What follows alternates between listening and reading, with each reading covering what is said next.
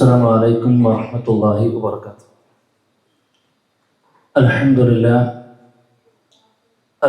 لله وحده، والصلاة والسلام على من لا نبي بعده. يا أيها الذين آمنوا اتقوا الله حق تقاته ولا تموتن إلا وأنتم مسلمون. رب اشرح لي صدري ويسر لي أمري വഹ്ലുൽ ഉഖ്ദത മിൻ ലിസാനി യഫ്ഖഹു ഖൗലി. സ്നേഹധന്യരായ സത്യവിശ്വാസിനികളെ, സഹോദരിമാരെ, അല്ലാഹു സുബ്ഹാനഹു വ തആലയുടെ നിയമങ്ങളും നിർദ്ദേശങ്ങളും ജീവിതത്തിൻ്റെ എല്ലാ മേഖലകളിലും കഴിവിൻ്റെ പരമാവധി പഠിച്ച് മനസ്സിലാക്കി അതിനനുസൃതമായി ജീവിതത്തെ ക്രമപ്പെടുത്തി മുന്നോട്ട് പോകണമെന്ന് പറയുന്ന എന്നോടും കേൾക്കുന്ന ഓരോരുത്തരോടും ഓർമ്മപ്പെടുത്തുകയാണ്, ഉപദേശിക്കുകയാണ്. റഹ്മാനായ റബ്ബ് അതിനുള്ള തൗഫീഖ് നമുക്ക് എല്ലാവർക്കും നൽകി അനുഗ്രഹിക്കുമാറാകട്ടെ. അള്ളാഹുവിൻ്റെ അപാരമായ അനുഗ്രഹത്താൽ അവൻ്റെ ദീനിനെ ആ പ്രമാണങ്ങളിൽ നിന്നും കൃത്യമായി ഉൾക്കൊള്ളാനും പഠിക്കാനും മഹത്തായ ഭാഗ്യം ലഭിച്ചവരാണ് എൻ്റെ മുമ്പിലിരിക്കുന്ന ആളുകൾ. റഹ്മാനായ റബ്ബിൻ്റെ ദീന് കേൾക്കുക എന്നുള്ളത്, അത് വിശദീകരിക്കുന്ന ക്ലാസ്സിൽ പോയി ഇരിക്കുക എന്ന് തന്നെ വലിയ ഒരു ഇബാദത്താണ് എന്നതിൽ സംശയമില്ല. അതുകൊണ്ട് തന്നെയാണ് പ്രത്യേകം മലക്കുകളെ റഹ്മാനായ റബ്ബ് ഏർപ്പാടാക്കിയത്. അത്തരം വിജ്ഞാന സദസ്സുകളിൽ പോയി ഇരിക്കുന്നവർക്ക് വേണ്ടി പ്രാർത്ഥിക്കാനും മറ്റുമൊക്കെയാണ്. ഈ ഒരു സമയം നമുക്ക് ആകാശത്തിലുള്ള മുഴുവൻ പറവകളും മത്സ്യങ്ങളും അതേപോലെ തന്നെ ഉറുമ്പുകളടക്കമുള്ള എല്ലാ ജീവജാലങ്ങളും നമുക്ക് വേണ്ടി പ്രാർത്ഥിക്കുന്നു എന്ന് പറയുമ്പോൾ നമ്മൾ എത്ര വലിയ ഭാഗ്യവാന്മാരാണ്, ഭാഗ്യവതികളാണ് എന്ന കാര്യം ഒരിക്കലും നമ്മൾ വിസ്മരിക്കാൻ പാടില്ല. ഏതായിരുന്നാലും ഇൻഷാ അല്ലാഹ് അല്പം സമയമെടുത്ത് ഏൽപ്പിക്കപ്പെട്ട വിഷയത്തിൻ്റെ ഉള്ളിലേക്ക് വരണമെന്നാണ് ആഗ്രഹിക്കുന്നത്. സഹോദരിമാരെ, നമ്മളൊക്കെ ഒരു വിശ്വാസിനി എന്നുള്ള നിലക്ക് നമ്മളോട് നിന്റെ ഏറ്റവും വലിയ ആഗ്രഹം എന്താണ്, ജീവിതത്തിലെ ഏറ്റവും വലിയ ലക്ഷ്യം എന്താണ് എന്ന് ചോദിച്ചാൽ നമ്മളൊക്കെ അറിയാതെ പറഞ്ഞു പോകുന്ന കാര്യമാണ് സ്വർഗം കിട്ടണമെന്നത്. എനിക്ക് സ്വർഗം വേണ്ട എന്ന് തീരുമാനിച്ച ആരും ഇവിടെ ഉണ്ട്? അങ്ങനെയുള്ള ആരും ഇവിടെ വരില്ല, ഇല്ലേ? ആരും ഇവിടെ വരുമോ? ഇവിടെ ആരും വരില്ല. ഞാൻ വന്നപ്പോൾ കുറച്ചധികം ചൂടുണ്ട്, അല്ലേ? സാധാരണ മനുഷ്യരിൽ വരുന്ന പോലെയല്ല, കുറച്ച് ചൂടുള്ള സമയമാണ് ഇപ്പോൾ. പിന്നെ നിങ്ങൾ പർദ്ദയും മറ്റൊക്കെ ഇട്ടിട്ടാണ് ഉള്ളത്. സ്വാഭാവികമായിട്ടും അതിനേക്കാൾ കൂടുതൽ ശക്തമായ രൂപങ്ങൾ പ്രയാസപ്പെടുന്നുണ്ട്. ഇത്രയൊക്കെ പ്രയാസങ്ങൾ സഹിച്ചു മറ്റുമൊക്കെ ഈ ഒരു സദസ്സിൽ വന്നിരുന്നത് കൊണ്ട് നമുക്ക് പ്രത്യേകിച്ച് ഭൗതിക ലോകത്ത് എന്തെങ്കിലും നേട്ടങ്ങളുണ്ടോ? ഉണ്ടാവില്ല. ചെറിയ ബന്ധമൊക്കെ പുതുക്കാം, കുറച്ച് സംസാരിക്കാം. അപ്പോൾ ഇവിടെ വരണമെന്നില്ല, ഇവിടെ പോയാലും സംസാരിക്കാം. എന്നാൽ ഇവിടെ വന്നത് നമ്മൾ ആ സ്വർഗ യാത്രക്ക് വേണ്ടിയിട്ട്, സ്വർഗത്തിലെത്താനുള്ള ആ ഒരു യാത്രക്ക് എന്തെങ്കിലും വിഭവങ്ങൾ കിട്ടുമോ എന്ന ക്ലിയറായി പഠിക്കാനും മനസ്സിലാക്കാനും വേണ്ടിയിട്ട് തന്നെയാണ്. പലപ്പോഴും ഈ ജീവിതത്തിൽ പ്രയാസങ്ങൾ അനുഭവിച്ചു കൊണ്ടിരിക്കുന്ന ആളുകളെ പറ്റിയിട്ട് ഞാൻ ഇടയ്ക്ക് ചിന്തിക്കാറുണ്ട്. നല്ല ദുരന്തങ്ങളും പ്രയാസങ്ങളും രോഗവും ബുദ്ധിമുട്ടൊക്കെ ഉണ്ടാകുന്ന ഒരുപാട് ആളുകളില്ലേ. ഇപ്പം നമ്മൾ വെറുതെ ഒരു OP ടിക്കറ്റ് എടുത്തിട്ട് പിന്നെ നമ്മളൊന്ന് ഗവൺമെൻറ് ഹോസ്പിറ്റലിൽ പോയി കഴിഞ്ഞാൽ, അല്ലെങ്കിൽ ഏതെങ്കിലും ഹോസ്പിറ്റൽ വരാതിൽ പോയി നിന്ന് കഴിഞ്ഞാൽ എന്തെല്ലാം പ്രയാസങ്ങളാണ് ഓരോരുത്തരും അനുഭവിച്ചുകൊണ്ടിരിക്കുന്നത്.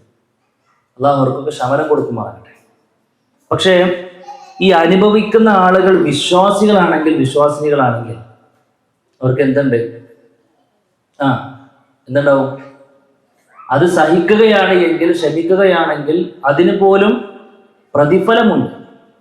ഒരു വേള അവന്റെ സ്വർഗം എന്ന ലക്ഷ്യത്തിലേക്ക് എത്താൻ ആ രോഗം അവനെ സഹായിക്കുമായി, അല്ലേ? അല്ലാഹുവേ, എന്നെ ബാധിച്ച മുസീബത്തിൽ എനിക്ക് നീ പ്രതിഫലം നൽകണേ എന്ന് റസൂൽ കരീം സ്വല്ലല്ലാഹു അലൈഹി വസല്ലമ പ്രാർത്ഥിച്ചു എന്ന്.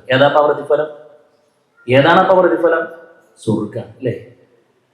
മക്കളെ നഷ്ടപ്പെടുക എന്ന് പറഞ്ഞു കഴിഞ്ഞാൽ എത്ര വലിയ ഒരു ഇടങ്ങറാണ്.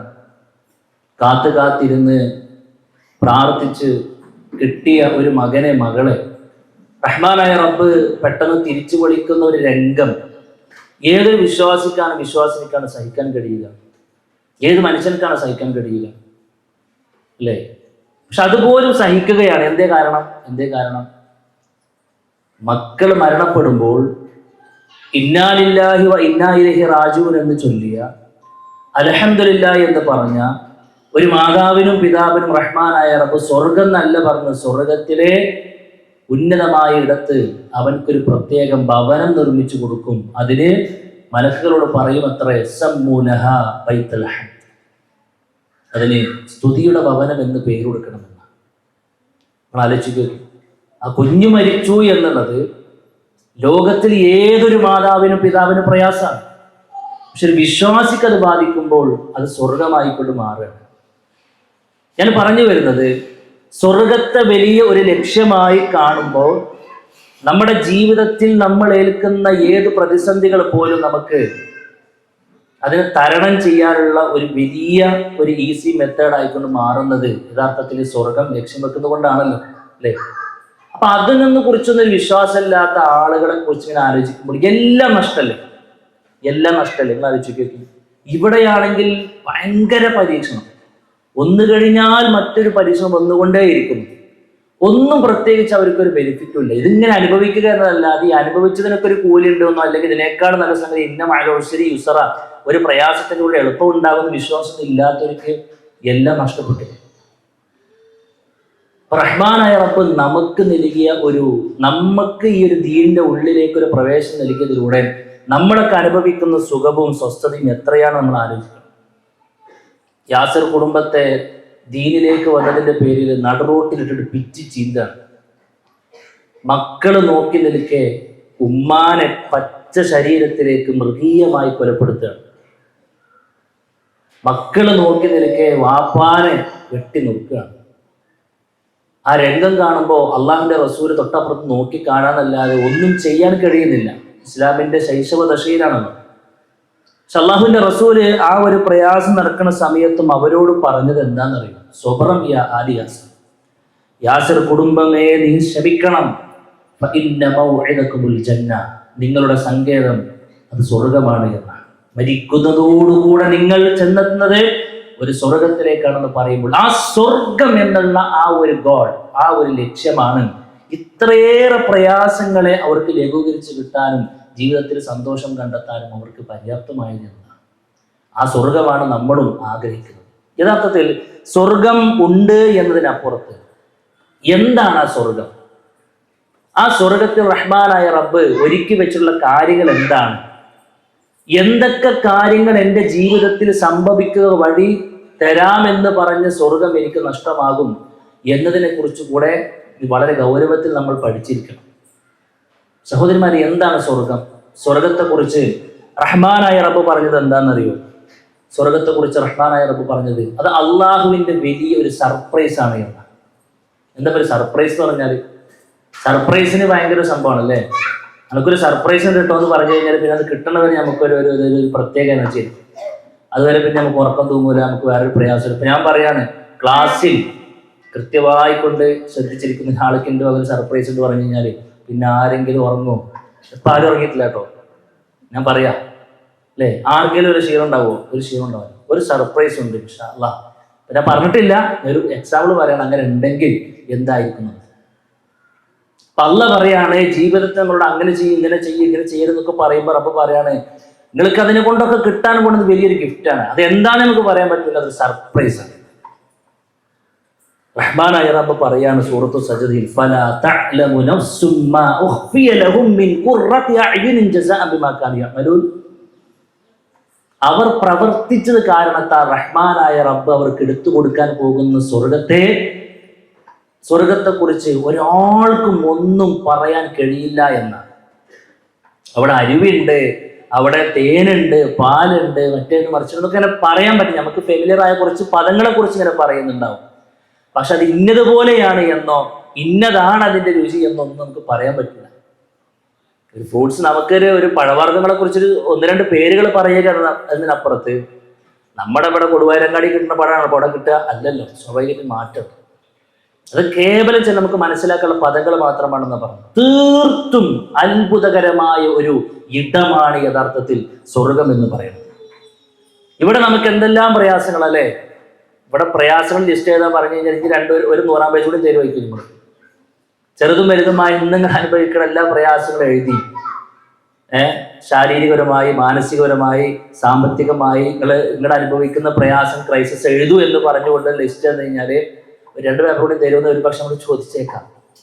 ഇവിടെ ദുരിതങ്ങളും പ്രയാസങ്ങളും തീർന്ന സമയം ഉണ്ടാവില്ല. നമ്മളിങ്ങനെ ഇക്കരക്കുമ്പോൾ അക്കരെ പച്ചാൻ തോന്നും. ഓൾക്കൊക്കെ ഭയങ്കര സമ്പത്തല്ലേ, സമ്പത്തുണ്ടാവും ഒരു പക്ഷെ വേറെ എന്തെങ്കിലും കൊണ്ട് പ്രയാസപ്പെടുന്നുണ്ടാവും.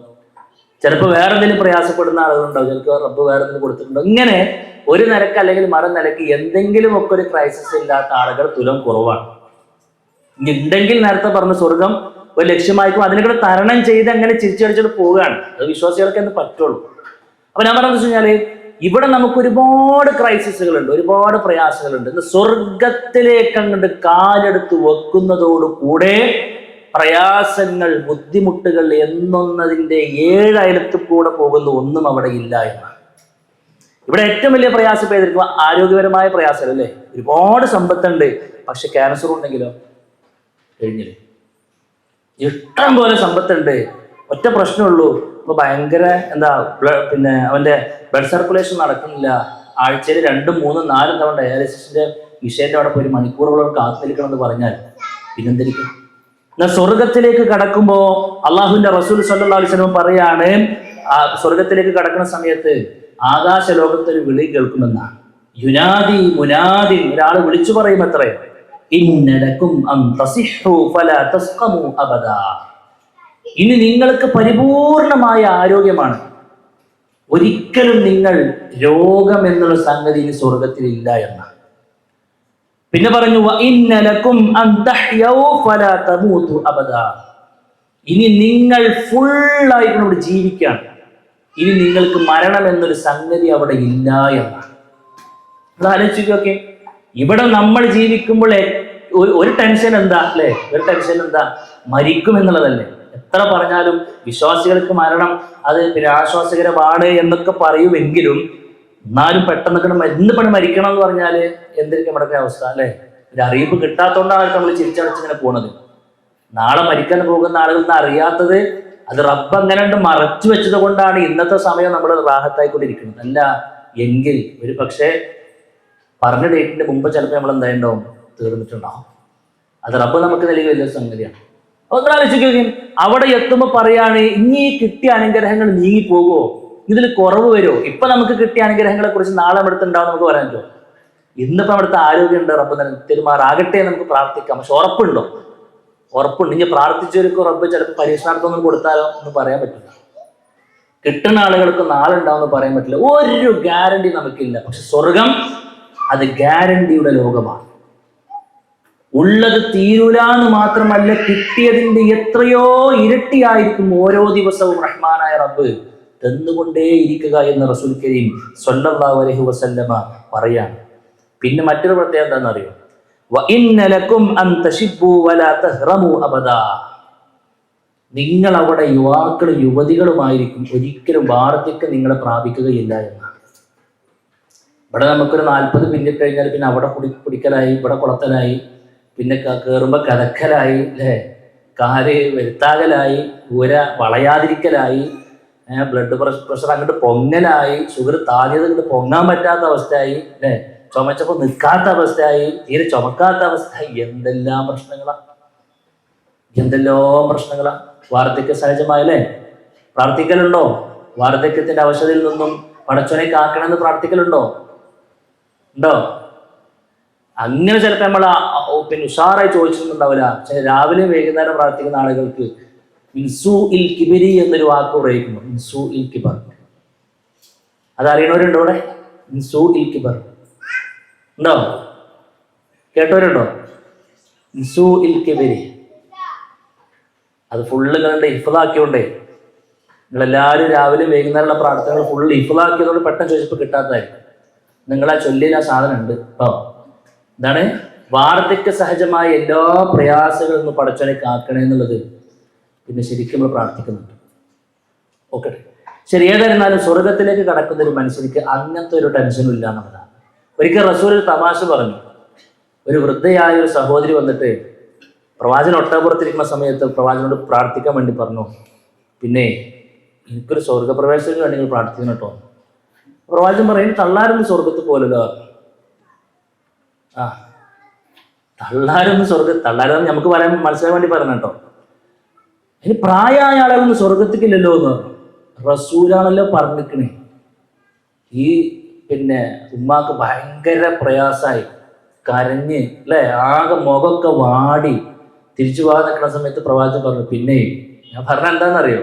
എന്താ, തള്ളയായിട്ട് പോകൂലെന്നാണ്. വൃദ്ധയായ അവസ്ഥയിൽ സ്വർഗത്തേക്ക് പോകൂലെന്നാണ്.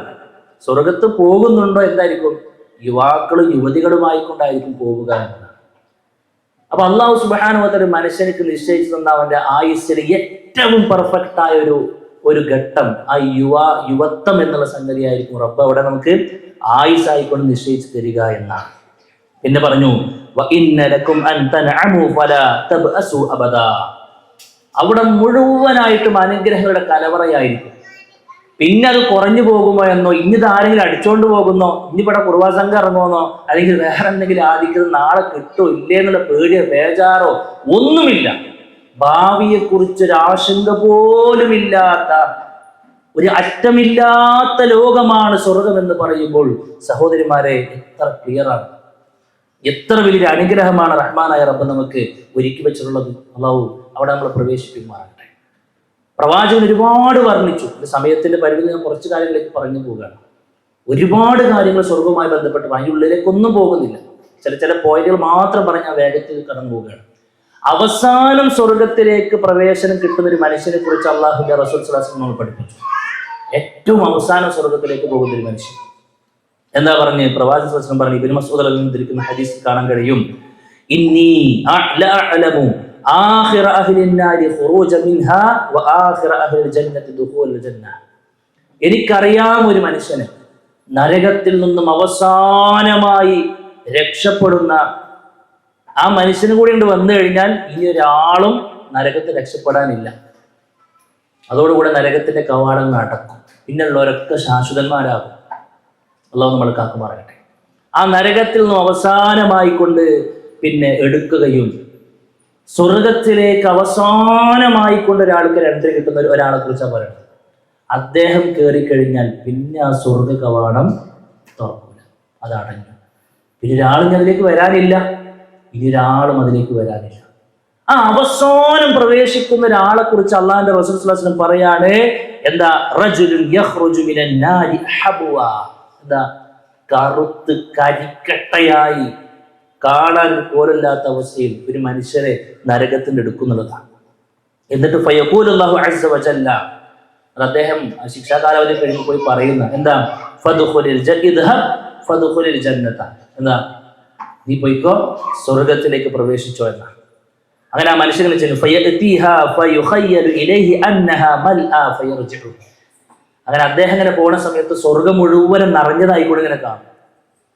അപ്പൊ അദ്ദേഹം തിരിച്ചു വരും. സ്വർഗത്തിൽ ഇങ്ങനെ ഗ്യാപ്പില്ല എന്ന് പറഞ്ഞുകൊണ്ട് പറയുന്ന അല്ലാഹു സുബ്ഹാനഹു വ തആല വീണ്ടും അദ്ദേഹത്തോട് ആ ഒരു കാര്യം പറയും. അപ്പോഴും അദ്ദേഹം പോയി നോക്കുമ്പോൾ സ്വർഗം നിറഞ്ഞതായിക്കൊണ്ട് തോന്നുമെന്നാണ്. 1, 2, 3 തവണ ആവർത്തിക്കുമ്പോൾ അള്ളാഹു റസൂൽ അവസാനമായിക്കൊണ്ട് പറഞ്ഞു, ഫദ്ഖുലിൽ ജന്ന, നീ സ്വർഗത്തിലേക്കണ്ട് കടക്ക്. എന്നാലോ ഫഇന്നലക മിസ്ല ദുനിയാ വഅശറത അംസാലിഹാ, നിനക്ക് ദുനിയാവോ അല്ലെങ്കിൽ അതിൻ്റെ ഒരു 10 ഇരട്ടിയോ നിനക്ക് അവിടെ ഉണ്ട് എന്നാണ്. ദുനിയാവിലെ 10 ഇരട്ടി കൈവശപ്പെടുത്താൻ മാത്രം. ഏതെങ്കിലും ഒരാള് ഇന്ന് ദുനിയാവിന്റെ 10 ഇരട്ടിയും പിന്നെ കൈവശപ്പെടുത്തിയ ആളുണ്ടാവും? ഉണ്ടാവൂല. ദുനിയാവിന്റെ ഏതോ ഒരു ഒരത്താണ് അവർക്ക് ജീവിക്കുന്നത്, അല്ലേ?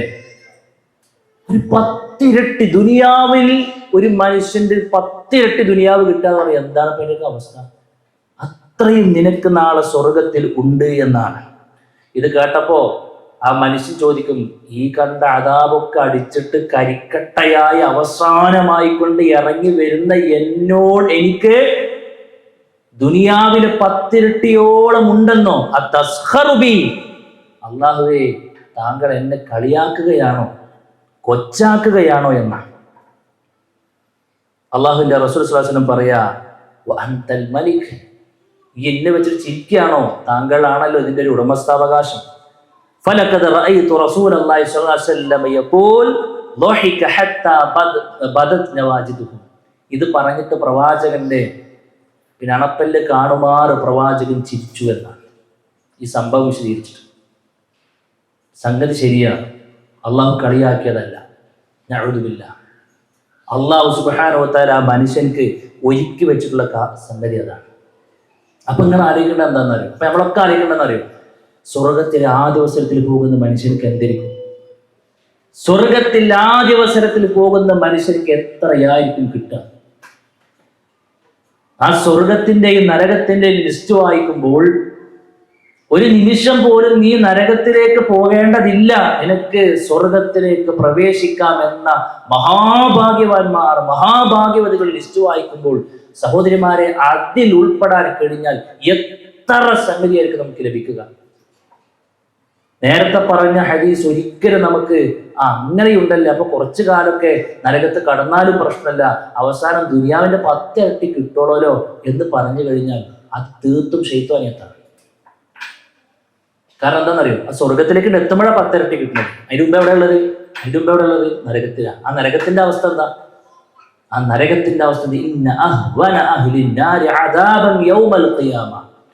അള്ളാഹുവിന്റെ റസൂൽ വിശദീകരിച്ചു. നാളെ പരലോകത്തെ ഒരു മനുഷ്യനിക്ക് നരകത്തിൽ കിട്ടുന്ന ഏറ്റവും ലോലമായ ശിക്ഷ എന്താ പറയുക? ജംറത്തുൻ തൂളഉ ഫീ അഖ്മസി ഖദമൈഹി, അവന്റെ കാലിന്റെ പള്ളഭാഗത്ത് നരകത്തിൽ നിന്നൊരു ചെറിയൊരു കട്ട കൊടുന്ന് വെക്കുമെന്ന, ഒരു ജംറത്ത്, ഒരു തീക്കല കൊണ്ടുപോയി വെക്കുമെന്ന.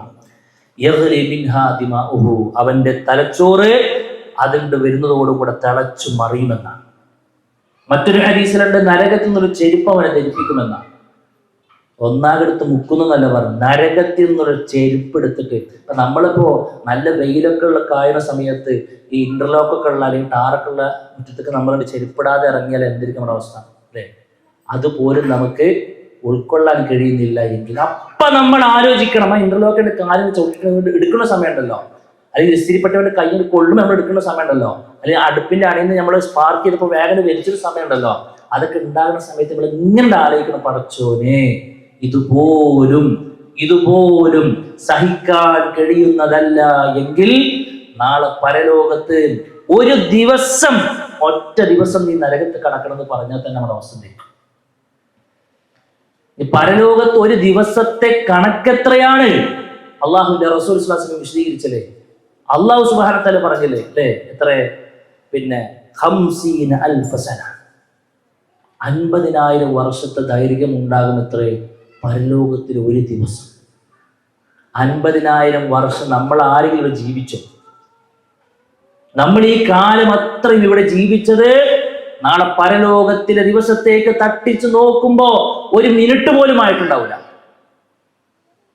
ഒരു മണിക്കൂർ പോലും ആയിട്ടുണ്ടാവില്ല. അപ്പൊ നമ്മൾ എത്ര കാലമായിരിക്കും നാളെ പരലോകത്ത്? ഒരു ദിവസം നീ കടന്നാൽ മതി എന്ന് പറഞ്ഞാൽ, അര ദിവസം കടന്നാൽ മതി എന്ന് പറഞ്ഞാൽ എത്ര കാലം കിടക്കേണ്ടി വരും? ഒന്നുമില്ല. എത്ര സുദീർഘമായ കാലഘട്ടമായിരിക്കും അവിടെ നമ്മൾ കിടക്കേണ്ടി വരിക. അതുകൊണ്ട് ഗൗരവമുള്ള വിഷയമാണ്.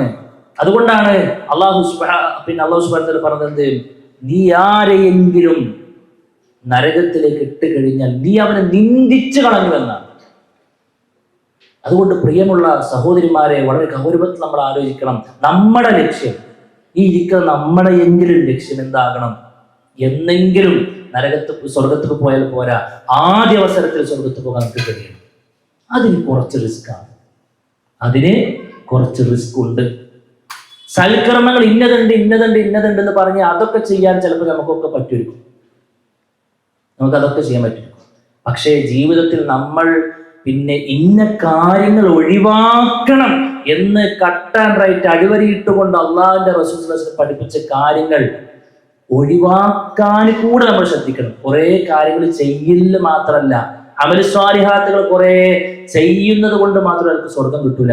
ചിലതൊക്കെ എടുത്ത് ഒഴിവാക്കുന്നിടത്തെ സ്വർഗം നമുക്ക് കിട്ടുകയും അതുകൊണ്ട് അല്പം ചില കാര്യങ്ങൾ അതുമായി ബന്ധപ്പെട്ടുകൊണ്ട് പറയാനാണ് ആഗ്രഹിക്കുന്നത്. സുഹൃത്തുക്കളെ, സഹോദരിമാരെ, സ്വർഗം നഷ്ടപ്പെടുത്തുന്ന ഗൗരവപ്പെട്ട ചില പ്രവർത്തനങ്ങൾ വിശുദ്ധ ഖുർആനിലൂടെയും പ്രവാചക ഹദീസുകളുടെയും വന്നത് ഒരുപക്ഷെ പലപ്പോഴും നമ്മളിതൊക്കെ കേട്ടതായിരിക്കും. എന്നാലും കേട്ടതങ്ങ് കേൾക്കുക, വീണ്ടും നമ്മളൊന്നിങ്ങനെ നമ്മുടെ ലൈഫിലേക്ക് തട്ടിച്ചു നോക്കുക.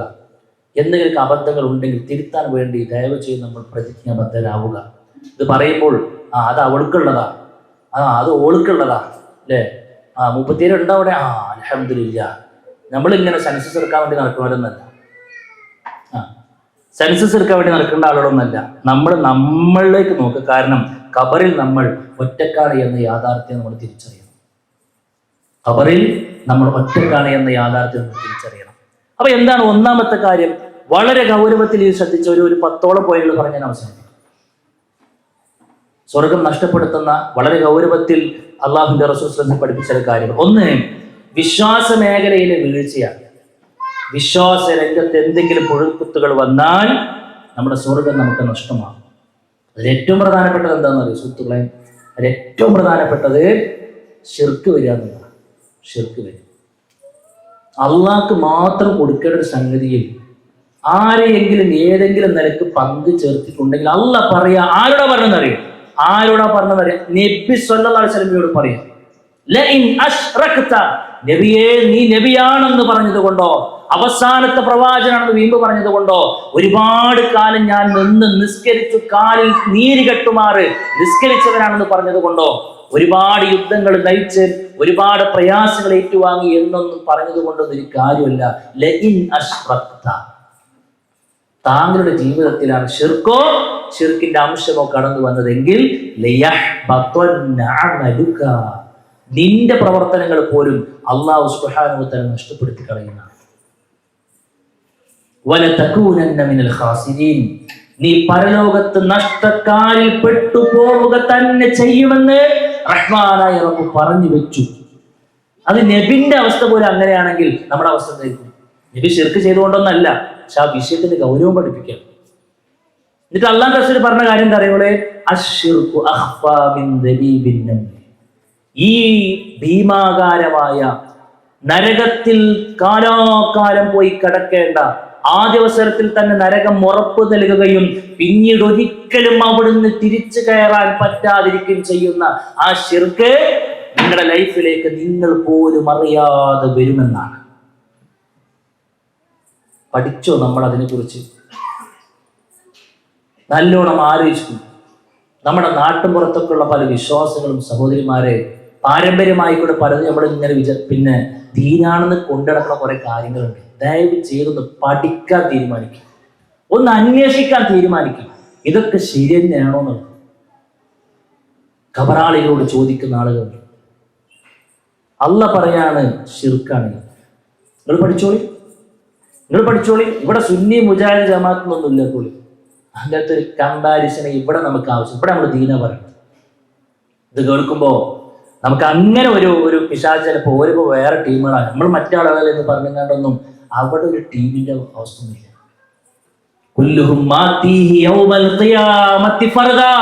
നാളെ പരലോകത്ത് എല്ലാവരും ചെന്നെത്തുന്നത് ഒറ്റക്കൊറ്റക്കായിട്ടാണ്. അവിടെ കൊടിയില്ല, വടിയില്ല, ജാഥയില്ല, വേറെ ഒന്നുമില്ല. അവർ ഇന്ന ഷെയ്ഖിന്റെ ആളാണെന്നോ, ഇന്ന ഉസ്താദിന്റെ ആളാണെന്നോ, ഇന്ന മൗലവിന്റെ ടീമാണെന്നോ, ഇന്ന പിന്നെ സംഘടന മെമ്പറാന്ന് പറഞ്ഞുകൊണ്ടൊന്നും അവിടെ ആ രക്ഷപ്പെടാൻ പോകുന്നില്ല. അതിൻ്റെ അർത്ഥം കൂട്ടായി മറ്റൊന്നും വേണ്ടാന്നല്ല, മറിച്ച് നമ്മളൊക്കെ ഉള്ള സംഗതി നാളെ നമ്മളെ പരലോകത്തെ രക്ഷപ്പെടുത്തുന്ന ആശയമാണോ നമ്മളെ പഠിപ്പിച്ചു കൊണ്ടിരിക്കുന്നത് എന്നൊന്ന് ആത്മാർത്ഥമായി കൂടി ചിന്തിച്ചോ സഹോദരന്മാർ. അല്ലാഹ് പറയാണ് അലൈസല്ലാഹു ബികാഫിൻ അബ്ദ, എന്റെ അടിമക്ക് ഞാൻ പോരെ. ചില ആളുകളൊക്കെ തീരുമാനിക്കണം പോരെ, നിങ്ങളെ കൊണ്ട് കൂട്ടിയെ കൂടില്ല എന്ന് പറഞ്ഞ രൂപത്തിലാണ്. രോഗം വരുമ്പോ നേരെ ഓടുകയാണ് മറ്റു പലയിടങ്ങളിലേക്കും. അല്ലാഹ് ഇവിടെ ഇബ്രാഹിം നബിന്റെ കഥ പറയുന്നുണ്ട്, പിന്നെ മഹാനായ യൂനുസ് നബിന്റെ കഥ പറയുന്നുണ്ട്, രോഗം ബാധിച്ച അയ്യൂബ് നബിന്റെ കഥ പറയുന്നുണ്ട്, കുട്ടികളെ കിട്ടാത്ത പ്രയാസപ്പെട്ട സക്കരിയ നബിന്റെ കഥ പറയുന്നുണ്ട്. എത്ര ഹിസ്റ്ററികളാ സഹോദരിമാരെ വിശുദ്ധ ഖുർആനിൽ അല്ലാഹു സുബ്ഹാനഹു വ തആല ബാക്കി വെച്ചത്. എന്തിനാ? കേവലം ചരിത്രം ഇങ്ങനെ ആലോചിച്ച് തീർക്കാൻ വേണ്ടിയിട്ടാ? അല്ല. അതിലൊക്കെ ഗുണമൊക്കെ ബാധിച്ച ക്രൈസിസ് നമ്മുടെ ജീവിതത്തിലേക്ക് വരുമ്പോൾ നമ്മൾ പിടിച്ചു നിൽക്കാൻ വേണ്ടിയിട്ടാണ്. രാവിലെ വൈകുന്നേരം ചൊല്ലണമെന്ന് പറഞ്ഞില്ലേ? അല്ലേ? എന്താ പറഞ്ഞത്? ഇബ്രാഹിം നബി അലൈഹി സ്വലാത്തു വസ്സലാമിനെ പിന്നെ തീക്കുണ്ടാരത്തിലേക്ക് എടുത്തെറിയുമ്പോ ഇബ്രാഹിം നബി അലൈഹി സ്വലാത്തു വസ്സലാം പറഞ്ഞു വെച്ച വാചകമാണ് സഹോദരിമാരെ അത്. എനിക്കെന്റെ റബ്ബ് മതി, എന്റെ കാര്യങ്ങളൊക്കെ ഏൽപ്പിച്ചു കൊടുക്കാൻ അവൻ തന്നെ എമ്പാടുമല്ലേ എന്നാണ്. ഒരാളിലേക്ക് നമ്മൾ തിരിയരുത്, ദയവ് ചെയ്ത്. ഒരു കബറാളിയോട് നമ്മൾ ചോദിക്കേണ്ടതില്ല. അങ്ങനത്തെ ഒരു ഇടപാട് ഇസ്ലാമിൽ ഇല്ല എന്ന് കൃത്യമായി കൂടെ പ്രമാണങ്ങളോട് പറയുന്നു. ഒരുപാട് ഭാഗം അവർ ഏരിയ വിശദീകരിക്കാൻ നമുക്ക് കഴിയില്ല. അതുകൊണ്ട് അത് നമ്മുടെ ജീവിതത്തിൽ ഇല്ല എന്നൊന്ന് ഉറപ്പുവരുത്തണം എന്നുള്ളതാണ് സൂചിപ്പിക്കുന്നത്. ശിർക്കിനെ കുറിച്ച് പറഞ്ഞപ്പോൾ അല്ലാഹു റസൂലേ സ്വഹാബാക്കളുടെ വിഷയത്തിൽ തന്നെ ഏറ്റവും കൂടുതൽ പിന്നെ ശ്രദ്ധിച്ചതും പേടിച്ചതും അത് മുഖേന പിന്നെ കർമ്മങ്ങൾ പൊളിഞ്ഞു പോയി നാളെ പരലോകത്ത് എത്തുമ്പോ പിന്നെ നരകത്തിലേക്ക് എത്തുമെന്ന് ഭയപ്പെട്ട ചില കാര്യങ്ങൾ. അത് ഏതാ അറിയോ? ഏറ്റവും ഗൗരവത്തിൽ ഭയപ്പെട്ട സംഗതിയാണ് ഈ ലോകമാന്യത എന്ന് പറയുന്ന സംഗതി. ലോകമാന്യത. എന്താ ലോകമാന്യത എന്ന് പറഞ്ഞാൽ? എന്ന് പറഞ്ഞോക്കി. 30 മിനിറ്റ് ഞാൻ സംസാരിച്ചു, 2 മിനിറ്റ് നിങ്ങൾ പറയും. മറ്റുള്ളവരെ നീ ലോകമാന്യത എന്ന് പറഞ്ഞാൽ തിരിയാത്തവരാരുണ്ടാവില്ല, ഞാൻ മനസ്സിലാക്കണം. മറ്റുള്ളവരെ കാണിക്കാൻ വേണ്ടി ഇങ്ങോട്ട് ചെയ്യാം. നല്ലോണം ചെയ്തിട്ടുണ്ടാവും, ഇങ്ങെടുത്ത് പറയുന്നുണ്ടാവും. കുട്ടികളൊക്കെ കെട്ടിച്ച മൂപ്പരായിരിക്കും, 10 പവനെ കൊടുത്തിട്ടുണ്ടാവും. മൂപ്പര് ശുചായിരിക്കുന്നുണ്ടാവും. എന്തിനാ? നാളെ വന്നിങ്ങാണ്ട് ഉഷാറായെന്ന് പറയാൻ വേണ്ടിയിട്ട്. ഒരു കാര്യമില്ല. അള്ളാഹുവിന്റെ റസൂൽ സ്വല്ലല്ലാഹു അലൈഹി വസല്ലം പറഞ്ഞു, കൊടുത്തത് മുഴുവനും എടുത്തു പറയുന്നവൻ സ്വർഗത്തിലേക്കില്ല എന്നാണ്. ബ്ലാക്ക് മെയിൽ ചെയ്യുന്ന ആളുകൾ സ്വർഗത്തിലേക്കില്ല എന്നാണ്. അതുകൊണ്ട് എന്താ അറിയോ? ആരെയും കാണിക്കാൻ വേണ്ടി ഞങ്ങൾ ഒന്നും ചെയ്യുന്ന സഹോദരിമാരെ. നരകം നാളെ കത്തിക്കപ്പെടുന്നത് ആരെ കൊണ്ടെന്നല്ല? ഞങ്ങള് മുശ്രിക്കിനെ കൊണ്ടൊന്നല്ല, കാഫിറിനെ കൊണ്ടൊന്നല്ല, മുനാഫിക്കിനെ കൊണ്ടുമല്ല. ജീവിതത്തിൽ ലോകമാന്യത വന്ന നഊദു ബില്ലാഹ് ആ ആളുകളെ കൊണ്ടാണ്. ഒന്നൊരു പണ്ഡിതനാണ്, മറ്റൊരു യോദ്ധാവാണ്, മറ്റൊരു ധർമ്മിഷ്ഠനാണ്. 3 ആളുകളെ കുറിച്ച് അബൂ ഹുറൈറ റളിയല്ലാഹു അൻഹു ഉദ്ധരിക്കുന്ന ഹദീസ് നമുക്ക് കാണാൻ കഴിയും. അള്ളാഹുവിന്റെ മാർഗത്തിൽ കോടികൾ സ്വതക്ക് കൊടുത്ത ഒരു മനുഷ്യനെ കൊണ്ട് നരകം കത്തിച്ചു തുടങ്ങുന്നെന്ന് പറയുമ്പോൾ, സ്വന്തം ജീവിതം അള്ളാഹ്ക്ക് വേണ്ടിയിട്ട് ബലി കൊടുത്ത മനുഷ്യനെ കൊണ്ടുവന്ന് അവനെ കൊണ്ട് നരകം കത്തിച്ചു തുടങ്ങുന്നെന്ന് പറയുമ്പോൾ, അള്ളാഹുവിന്റെ ദീന് പ്രചരിപ്പിച്ച ഒരു പണ്ഡിതനെ കൊണ്ട് നരകം കത്തിച്ചു തുടങ്ങുന്നെന്ന് പറയുമ്പോൾ എത്രമേൽ ഗൗരവമാണത്! അത്ര പേദന നമ്മൾ നന്മ ചെയ്തിട്ടുണ്ടാവില്ല, അത്ര പേദന നമ്മൾ നന്മ ഉണ്ടാവില്ല. അപ്പൊ നന്മകൾ ചെയ്തവരാണ് നരകത്തിലേക്ക് ആദ്യം പോകുന്നത് എന്നല്ലേ ഇപ്പൊ പറഞ്ഞതിന്റെ അർത്ഥം? എന്തുകൊണ്ട് എന്ന ചോദ്യത്തിന് ഒറ്റ റീസണേയുള്ളൂ. ചെയ്യുന്നത് മുഴുവനും മറ്റു ആരെങ്കിലും എന്തെങ്കിലും പറയാൻ വേണ്ടിയിട്ടോ മറ്റുള്ള ആളുകളുടെ പബ്ലിസിറ്റി കിട്ടാൻ വേണ്ടിയിട്ടോ അവർക്ക് പോപ്പുലാരിറ്റി കിട്ടാൻ വേണ്ടി ചെയ്ത ആളുകളാണ്. മറ്റുള്ളവരിനെ കുറിച്ച് അങ്ങനെ ആക്കണം, ഇങ്ങനെ പറയണം, അതാക്കണം എന്നുള്ളത്. മുൻഗാമികളെ ഏറ്റവും കൂടുതൽ ഭയപ്പെട്ടത് ഏതാ കാര്യങ്ങള്? നന്മകൾ ചെയ്യുമ്പോൾ അവരെ ഏറ്റവും കൂടുതൽ ഭയപ്പെട്ടത് നന്മകൾ ചെയ്യാനല്ല, ചെയ്ത നന്മകൾ ലക്ഷ്യം തെറ്റിപ്പോകാതിരിക്കാനാണ്. ഓരോ കാര്യങ്ങൾ ചെയ്യുമ്പോൾ ഒരിക്കലും ബേജാറും, പടച്ചോനെ എന്റെ മനസ്സിൽ അള്ളാഹുവിന്റെ തൃപ്തിക്ക് അപ്പുറത്ത് എന്തെങ്കിലും വരുന്നുണ്ടോ എന്ന് ചിന്തിക്കണമെന്നാണ്. അതിലിപ്പോ രക്ഷപ്പെടാനുള്ള മാർഗം എന്താ പറയുക? അള്ളാഹുവിന്റെ റസൂൽ സ്വല്ലല്ലാഹു അലൈഹി വസല്ലം പഠിപ്പിച്ചൊരു പ്രാർത്ഥന ഉണ്ട്. ശിർക്കിന്റെ എല്ലാ അംശങ്ങളും രക്ഷപ്പെടാനുള്ള പ്രാർത്ഥന. അല്ലാഹുമ്മ ഇന്നി അഊദു ബിക അൻ ഉശ്രിക ബിക വ ലാ അഅലം വ അസ്തഗ്ഫിറുക ലിമാ ലാ അഅലം. സിമ്പിളായ പ്രാർത്ഥനയാണ്. അല്ലാഹുവേ, അറിഞ്ഞുകൊണ്ടും അറിയാതെ ഞാൻ നിന്നിൽ ഏതെങ്കിലും നിലക്ക് ശിർക്ക് ചെയ്ത് പോകുന്നത് ഞാൻ നിന്നോട് കാവലിനെ ചോദിക്കുന്നതാണ്. അൽഹംദുലില്ലാഹ്, ഈ പ്രാർത്ഥന മനസ്സ് തട്ടി ചൊല്ലുന്ന ഒരാളെ സംബന്ധിച്ച് അല്ലാഹു റസൂൽ പറയാണ്, ഇത് ചൊല്ലുന്ന ഒരാൾ ഇത് പഠിപ്പിച്ച സ്വഹാബിയോട് പ്രവാചകൻ പറയാണ്, ഇത് മനസ്സ് തട്ടിട്ട് പറയുന്നുണ്ടെങ്കിൽ അതിന്റെ ലൈഫിലുള്ള ശിർക്കിന്റെ എല്ലാ അംശങ്ങളും ഇതോടുകൂടെ പോകുന്നതാണ്. അത്രയൊക്കെ നമുക്ക് ചെയ്യാൻ പറ്റുള്ളൂ. അതുകൊണ്ട് എന്താ അറിയുന്നത്? പരമാവധി നമ്മൾ ആരുടെയും കയ്യടിക്ക് വേണ്ടിയിട്ട്, വാക്കുകളുടെ സന്തോഷ വാർത്ത കേൾക്കാൻ വേണ്ടിയിട്ട് ഒന്നും ചെയ്യാതിരിക്കുക. അത് പറയുമ്പോ വളരെ ഗൗരവത്തിൽ ശ്രദ്ധിക്കണം, അല്ലേ? അപ്പൊ ഈ വയസ്സായ ആളുകൾക്ക് ഉണ്ടാകുമ്പോൾ അവരെ നോക്കുന്ന സമയത്ത് അവർക്കൊരു പ്രത്യേകത എന്താ പറയുന്നത്? ഈ വയസ്സായ ആളുകൾക്ക് പ്രത്യേകത എന്താണെന്ന് അറിയും? പിന്നെ ഒരു വീട്ടിലൊക്കെ ചിലപ്പോൾ താമസിക്കുന്നുണ്ടാവില്ല, നല്ലോണം നോക്കുന്നുണ്ടാവും, ആ വീട്ടിലെ താത്ത നല്ലോണം നോക്കുന്നുണ്ടാവും. പക്ഷെ പേരേക്ക് ആരെങ്കിലും വിരുന്ന് വന്നു കഴിഞ്ഞാല് ഓരെന്താ പറയാ? നിങ്ങള് പല ആളും ചുരുക്കുന്നുണ്ട്. എന്തൊക്കെ പറയാ? വന്ന ആളുകൾ വമ്പ സംഭവമാക്കി പറയും അല്ലേ? ഇവിടുത്തെ പ്രശ്നങ്ങളായിരിക്കും ഫുള്ള് പറയാം. അത് ഈ പ്രായമാകുമ്പോൾ ഉണ്ടാകുന്ന ഒരു സാധനമാണ്. അത് നമ്മൾക്കൊരു പരീക്ഷണം കൂടിയാണ്. ഈ തള്ളക്ക് ഞാൻ എന്ത് ചെയ്തിട്ടുള്ള കാര്യം, നല്ല വാക്ക് പറയുന്നില്ലല്ലോ എന്നാണ്. നല്ല വാക്ക് നമ്മൾ ആരും പ്രതീക്ഷിക്കണ്ട. കിട്ടിയ വാങ്ങിക്കൂടെ, പക്ഷെ പ്രതീക്ഷിക്കണ്ട. ലാ നുരീദു മിൻകും ജസാഅൻ വലാ ശുകൂറ. എന്താ പറഞ്ഞേ? ഞങ്ങൾ നിങ്ങളിൽ നിന്നും ഒരു ഭംഗി വാക്കും ആഗ്രഹിക്കണില്ല, ഒരു നന്ദി സൂചകമായിട്ടൊന്നും ഇങ്ങോട്ട് പ്രതീക്ഷിക്കണില്ല. അങ്ങനെ ചെയ്യാൻ കഴിയുമോ നമുക്ക്? അങ്ങനെ ചെയ്യാൻ കഴിഞ്ഞാലാണ്, അങ്ങനെ ട്രെയിൻ ചെയ്തെടുക്കാൻ പറ്റും നമുക്ക് അല്ലേ? അങ്ങനെ ചെയ്തെടുക്കാൻ പറ്റുമോ? ഒരു ഭംഗിവാക്ക് കൊതിക്കാതൊക്കെ ഒരു കാര്യം ചെയ്യാന്ന് പറഞ്ഞ കുറച്ച് റിസ്ക് ആണ്. പക്ഷെ ആ റിസ്ക് നമ്മൾ ഏറ്റെടുത്തേ പറ്റും. നമുക്ക് പറയാ എന്താ അല്ലേ? ഇപ്പൊ നമ്മളൊരു ഇങ്ങനെ വാഹനത്തിന് പോകുന്ന സമയത്ത് നമ്മൾക്ക് ഒരാൾ ഇങ്ങനെ കയ്യാട്ടി, നമ്മൾ നിർത്തി കൊടുത്തു, വാഹനത്തിൽ കയറി അല്ലേ? വാഹനത്തിൽ കയറി അവിടെ നിർത്തി, ഇവിടെ നിർത്തി, ഇവിടെ നിർത്തിക്കോന്ന് പറഞ്ഞു, നിർത്തിയവർ ഒറ്റ പോക്കാം. നമ്മൾ മിററിൽ ഇങ്ങനെ നോക്കല്ലേ, ഏതളപ്പ ചെങ്ങായി അല്ലേ? നോക്കേന്നൊരു വാക്ക് പോലും പറഞ്ഞില്ലല്ലോ എന്ന് ഏതൊരു മനുഷ്യന്റെ മനസ്സിലേക്ക് വരും. പക്ഷെ നമ്മൾ എന്ത് വേണം? നമ്മൾ അയാൾക്ക് കണ്ടപ്പോൾ നിർത്തിയതും അയാളൊന്ന് സഹായിച്ചതും ഒക്കെ എന്തിന് എന്ന് ചോദിച്ചു കഴിഞ്ഞാൽ പിന്നെ എന്തിനാ? റഹ്മാനായ റബ്ബ് ഒരു പ്രതിഫലം തരാൻ വേണ്ടിയിട്ട്. നമുക്ക് ഉറപ്പുണ്ട് ആ ഒരു സീറ്റ് കൊടുക്കുന്ന കർമ്മം പോലും നാളെ പരലോകത്ത് നന്മയുടെ തുലാസിൽ നിന്നും എന്റെ റബ്ബ് എനിക്ക് നഷ്ടപ്പെടുത്തി കളയൂല എന്നാണ് അല്ലെ? ആണോ അല്ലേ? അങ്ങനെയാകുമ്പോൾ സർവ്വ കർമ്മങ്ങളും നമ്മൾ റബ്ബിലേക്കാണ് കൊടുക്കുമ്പോൾ നമുക്ക് ഒരിക്കലും ഒരു മടുപ്പുണ്ടാവൂല, ഒരു ചടപ്പുണ്ടാവൂല. ബാക്കിയുള്ളവർ പറയട്ടെ പറയാതിരിക്കട്ടെ, നമ്മളത് നെവർ മൈൻഡ് ആക്കും. അത് വളരെ ഗൗരവത്തിൽ നമ്മൾ ശ്രദ്ധിക്കേണ്ട ഒരു കാര്യമാണ്. അപ്പോ ഒന്നാമത്തെ മേഖല വിശ്വാസ രംഗത്തെ വീഴ്ച എന്നുള്ളതാണ്, നമ്മൾ നല്ലോണം ശ്രദ്ധിക്കണം. രണ്ടാമത്തെ എന്താ നിങ്ങൾ? നിസ്കാരം അല്ലെ? കർമ്മരംഗങ്ങളിലുള്ള വീഴ്ച. ഏറ്റവും പ്രധാനപ്പെട്ടതാണ് എന്ത്? നിസ്കാരം. നിസ്കാരം. ആ നിസ്കാരത്തെ കുറിച്ച് പറഞ്ഞപ്പോ ജിബ്രീൽ അലൈഹിസ്സലാത്തു വസ്സലാം ഒന്നും കണ്ട് പഠിപ്പിച്ച സംഗതി ഇഖാമത്തു സ്വലാ എന്ന് പറഞ്ഞു. ഇത് ഇഖാമത്തു സ്വലാ എന്ന് പറഞ്ഞാല് നിസ്കാരത്തിന് ഇഖാമത്ത് കൊടുക്കേണ്ടത് അല്ലേ? എന്താ അന്തുഖീമ സ്വലാ എന്ന് പറഞ്ഞാൽ എന്താ? നിസ്കാരം മുറ പോലെ നിർവഹിക്കുക. എന്താ മുറ പോലെ നിർവഹിക്കുക? എന്തൊക്കെ നിങ്ങൾ വിചാരിച്ചിട്ടുള്ളത്? കുറെ കാര്യം നിസ്കരിക്കുന്നു പറഞ്ഞു നോക്കട്ടെ.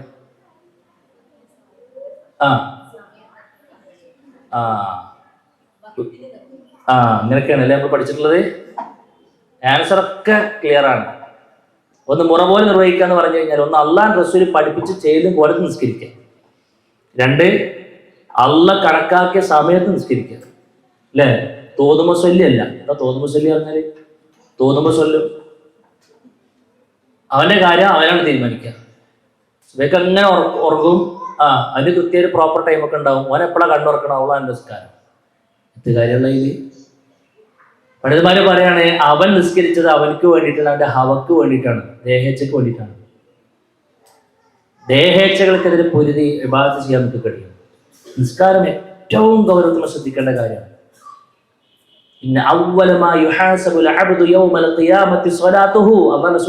ആദ്യമായി വിചാരണക്കെടുക്കുന്ന നിസ്കാരമാണ്.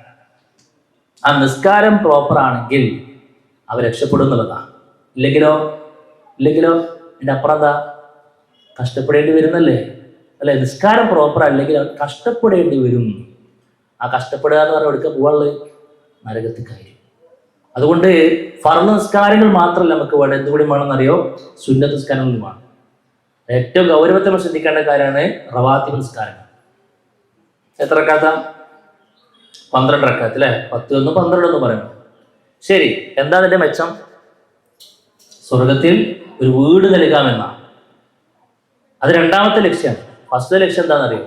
നമ്മൾ ആദ്യത്തെ വിചാരണക്ക് എടുക്കുന്ന സമയത്ത് ഇങ്ങനെ നിസ്കാരത്തിന്റെ കോലൊക്കെ നമുക്ക് നല്ലോണം ബോധ്യമുണ്ട്. അതിനൊന്നും ശരിക്കും അങ്ങോട്ട് പൊളിച്ച് തലനാരെ കയറി ചർച്ച ചെയ്യാന്നുണ്ടെങ്കിൽ ചിലപ്പോൾ ഉള്ളി തൊളിച്ച പോലെ ഒന്നും ഉണ്ടാവില്ല. പക്ഷെ ആ നിസ്കാരത്തിലെ വിടവുകൾ മുഴുവനും റബ്ബ് നികത്താൻ വേണ്ടിയിട്ട് മലക്കൾക്ക് ഓർഡർ കൊടുക്കേണ്ടത് എന്താണെന്നറിയോ? ഇയാൾക്ക് സുന്നത്ത നിസ്കാരങ്ങൾ എന്തെങ്കിലും നോക്കിയിട്ടുണ്ടേ ഉണ്ടെങ്കിലോ അതൊന്നും എടുത്തിട്ട് അത് പരിഹരിച്ചോളാൻ വേണ്ടി പറയുന്നതാണ്. അങ്ങനെ അങ്ങോട്ട് പോയി നോക്കും, അവിടെ വേണ്ടേ നിസ്കാരം എന്നൊരു സാധനം വേണ്ടേ?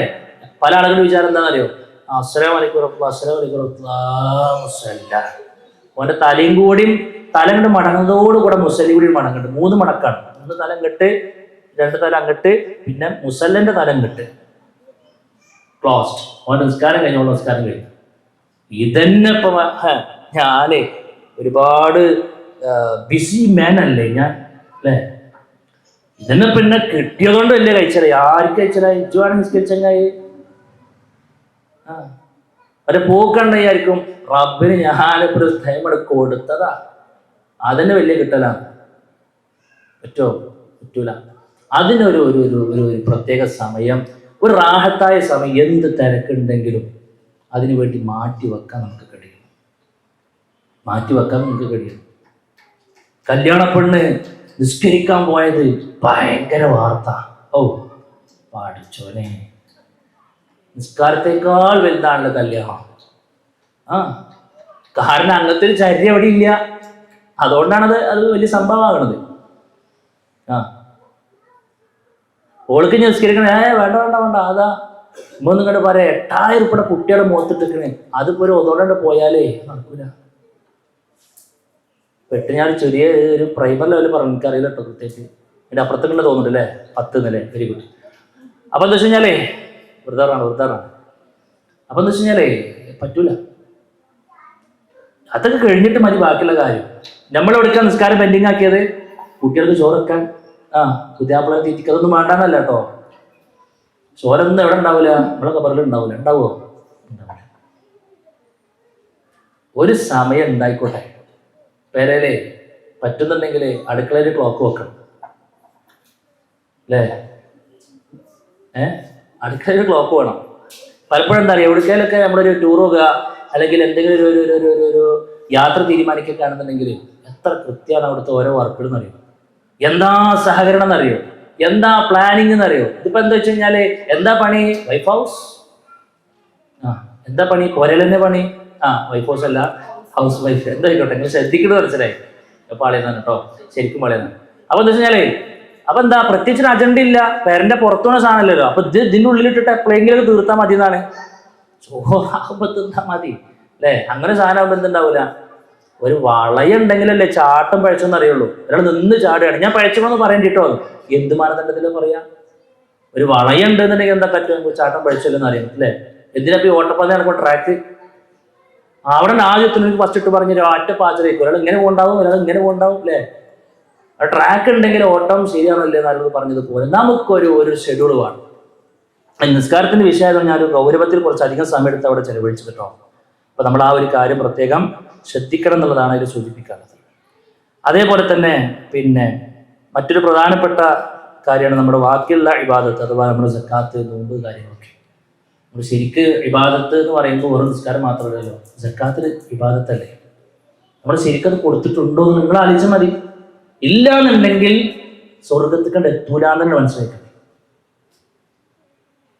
കാരണം ഇങ്ങനെ തവാഫ് ചെയ്തുകൊണ്ടിരിക്കുന്ന ഒരു സഹോദരിയോട് പ്രവാചകൻ കൈകളിൽ ഓർണമെന്റ്സ് കണ്ടപ്പോൾ ചോദിച്ചു, അല്ല സഹോദരി, നിങ്ങളിതിന് സക്കാത്ത് കൊടുത്തിട്ടുണ്ടോ ചോദിച്ചു. ഇല്ല.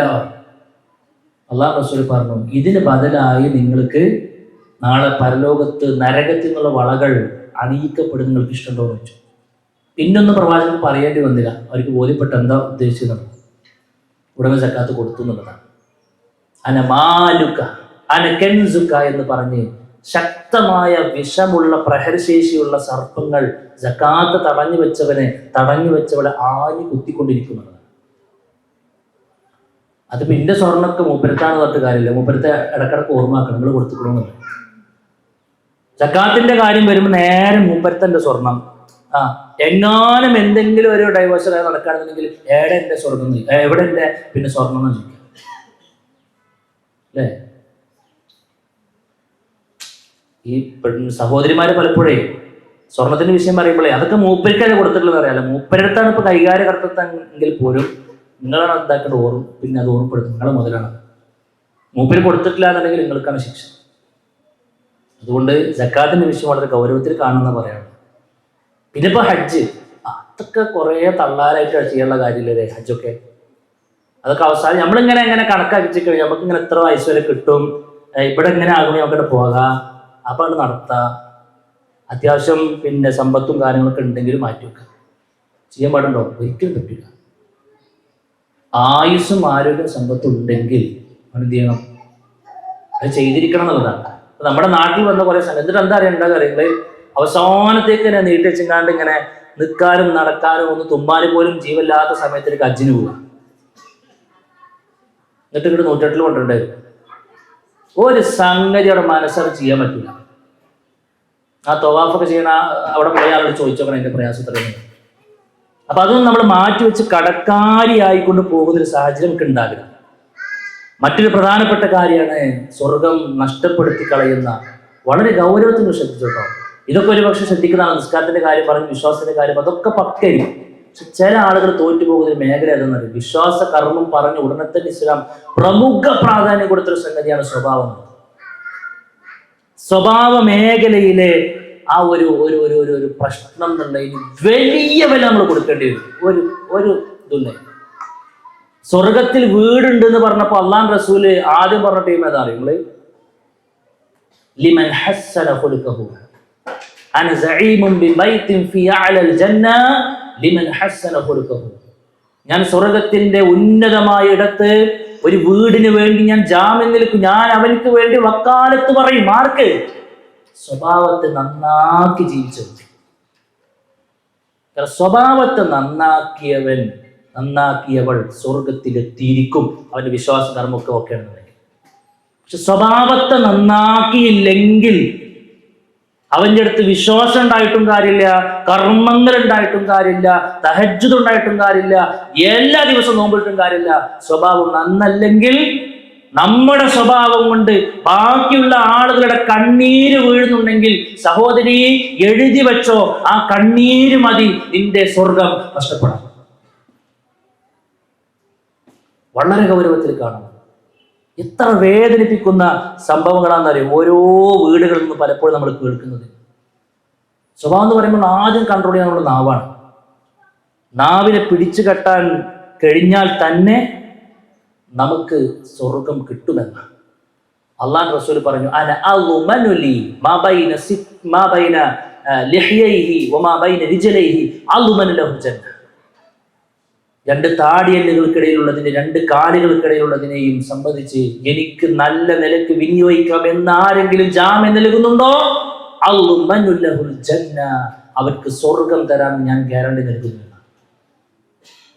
നാവിനെയും ലൈംഗികാവയത്തെയും കുറിച്ചാണ് പറഞ്ഞത്. ഹലാലായ നിലക്കല്ലത് വിനിയോഗിക്കപ്പെടുന്നതെങ്കിൽ ആ ഒറ്റ വിഷയം മതിയാകും, ആ രണ്ട് വിഷയം മതിയാകും നമ്മുടെ സ്വർഗം നഷ്ടപ്പെടാൻ. വളരെ ഗൗരവത്തിൽ നമ്മൾ കാണും. പ്രത്യേകിച്ച് സഹോദരിമാർ വളരെ ഗൗരവത്തിൽ കാണും. ഏറ്റവും കൂടുതൽ സംസാരിക്കുവാനുള്ള ഒരു ശേഷി, സംസാരശേഷി യഥാർത്ഥത്തിൽ നൽകിയിട്ടുള്ളത് സഹോദരിമാർക്കാണ്. ആണുങ്ങൾ ഒരു പക്ഷേ 2-3 മണിക്കൂറൊക്കെ മൈക്കിന്റെ മുമ്പിലൊന്നും കണ്ട് സംസാരിക്കുന്നുണ്ടാവും. പക്ഷെ ഒന്ന് നോർമലല്ല, ഒരു അബ്നോർമൽ സമയമാണ്. കത്തിയാളുന്ന താഴ്വര. നമ്മള് അമേരിക്കയിലെ തീങ്ങനെ അല്ലേ, ലോസ് ആഞ്ചലസിൽ പിന്നെ പറന്ന് പന്തലിച്ചുകൊണ്ടിരിക്കുന്ന തീ നമ്മളിങ്ങനെ കണ്ടു. ആ തീയിൻ്റെ ഉള്ളിലേക്ക് ആരെങ്കിലും നടന്നെടുക്കൂ? ഒരു താഴ്വര മുഴുവനും നിന്ന് കത്തുന്നു. കുത്തുവാക്ക് പറയുന്നവളോട് അതിലേക്ക് കയറാൻ വേണ്ടി പറയുമെന്നാണ്. നിർബന്ധിക്കപ്പെട്ടവൾ എങ്ങനെയെങ്കിലും കയറാൻ വേണ്ടി തീരുമാനിക്കും. മുകളിലേക്ക് എത്തുമ്പോഴേക്കും കരിഞ്ഞ് കരിക്കട്ടയായി ശരീരത്തിലെ ഓരോ അവയവങ്ങളും വെന്തുരുകി പ്രയാസങ്ങൾ അനുഭവിച്ച് താഴേക്ക് വീഴും, വീണ്ടും ആവർത്തിക്കപ്പെടുമെന്ന്. അതാണ് ഈ വയലെന്ന്. നല്ലോണം ആലോചിച്ചോളൂ. ജീവിതത്തിൽ നമ്മൾ ആരെങ്കിലും കുത്തി നോവിക്കുന്നുണ്ടോ? നമ്മുടെ വീടകങ്ങളിൽ നടക്കുന്നത് എന്താണ്? വീട്ടിന്റെ ഉള്ളിൽ അരങ്ങേറുന്ന രംഗങ്ങൾ എന്താണ്? വളരെ ഗൗരവത്തിൽ ചിന്തിക്കും. എൻ്റെ നാവ് ശരിയല്ലാത്തതിന്റെ പേരിൽ എൻ്റെ അധീനതയിലുള്ള, എൻ്റെ അരികിലുള്ളവർ പ്രയാസപ്പെടുന്നുണ്ടോ? പലപ്പോഴും നീറുന്ന അനുഭവങ്ങളാണ് കുടുംബത്തിന്റെ ഉള്ളിൽ നിന്നും കാണാൻ കഴിയുന്നത്, കേൾക്കാൻ കഴിയുന്നത്. പ്രത്യേകിച്ച് അമ്മായിമ്മയും മരുമകളും തമ്മിലുള്ള വിഷയം. നല്ല ഗൗരവത്തിൽ ചിന്തിക്കണം. ഏറ്റവും മാതൃകാപരമായി ജീവിച്ച് കാണിച്ചു കൊടുക്കുന്ന എത്രയോ സഹോദരിമാരുണ്ട്. അൽഹംദുലില്ലാഹ്, റബ്ബ് സ്വീകരിക്കുമാറാകട്ടെ. പക്ഷേ കർമ്മങ്ങളൊക്കെ എമ്പാടും ഉണ്ടായിട്ടും, ദഅ്വാരംഗത്ത് പോലും സജീവമായിട്ടും, എല്ലാം പിന്നെ 11 മണി എന്നുണ്ടെങ്കിൽ ജുമുഅക്കെത്തുന്ന സഹോദരിയെ കുറിച്ച് ഞാൻ നടന്നു. ഉംറക്ക് പോയവൾ, റമളാനിലെ എല്ലാ നോമ്പുകളും വളരെ പങ്ക്ച്വലായി കൊണ്ടു നടക്കുന്നവൾ, പക്ഷെ വീട്ടിൻ്റെ ഉള്ളിൽ മരുമകൾക്കൊരു സ്വൈര്യം സമാധാനം കൊടുക്കാത്തവർ എന്ത് കാര്യമുണ്ട്? നല്ലോണം ആലോചിക്കും. പട്ടിയെ പോലെ പണിയെടുക്കുക, പട്ടിയെ പോലെ പണിയെടുക്കുന്നു. ഒരു നന്നു എന്നൊരു വാക്ക് പറയാൻ കൊതിക്കുന്നു, പക്ഷെ അതുപോലെ പറയാൻ മനസ്സ് കാണിക്കാത്ത അത്രയും കുടുസായ മനസ്സിന്റെ ഉടമയാണോ സഹോദരി നമ്മളെങ്കിൽ നമുക്കുള്ളതല്ല സ്വർഗം. ആ പടപ്പിന് പോയി കടക്കാനുള്ളതല്ല സ്വർഗം. അതിനുള്ള ഇടം അത് നരകമാണ്. ആ സ്വഭാവ വൈകല്യങ്ങൾക്ക് റബ്ബ് ഒരുക്കി വെച്ചിട്ടുള്ളത് നരകമാണ്. നല്ലോണം ആലോചിക്കണം.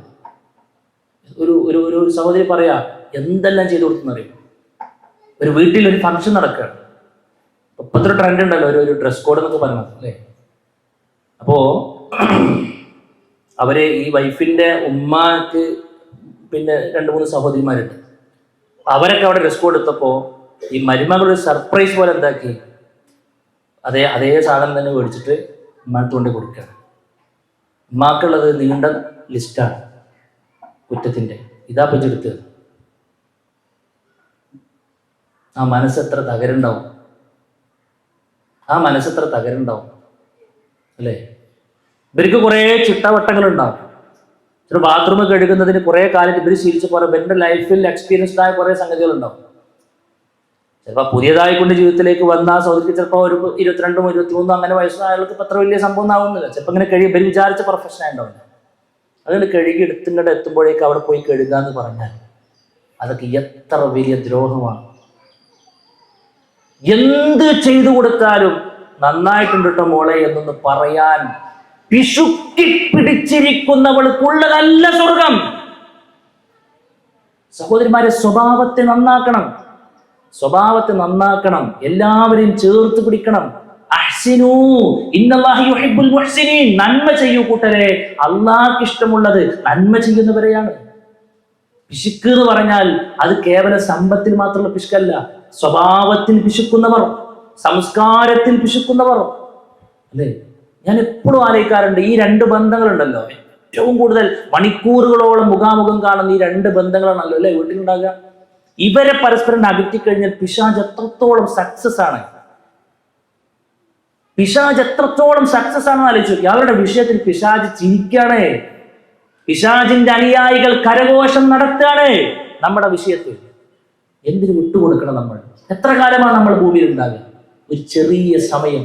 ആ സമയം എന്തിനാ ഇങ്ങനെ കലഹിച്ചും ഇങ്ങനെയുള്ള പ്രശ്നങ്ങൾ ഊതി വീർപ്പിച്ചും അങ്ങനെ നമ്മൾ ലൈഫ് എന്തിനു കൊണ്ടുപോയി തുലക്കുന്നു?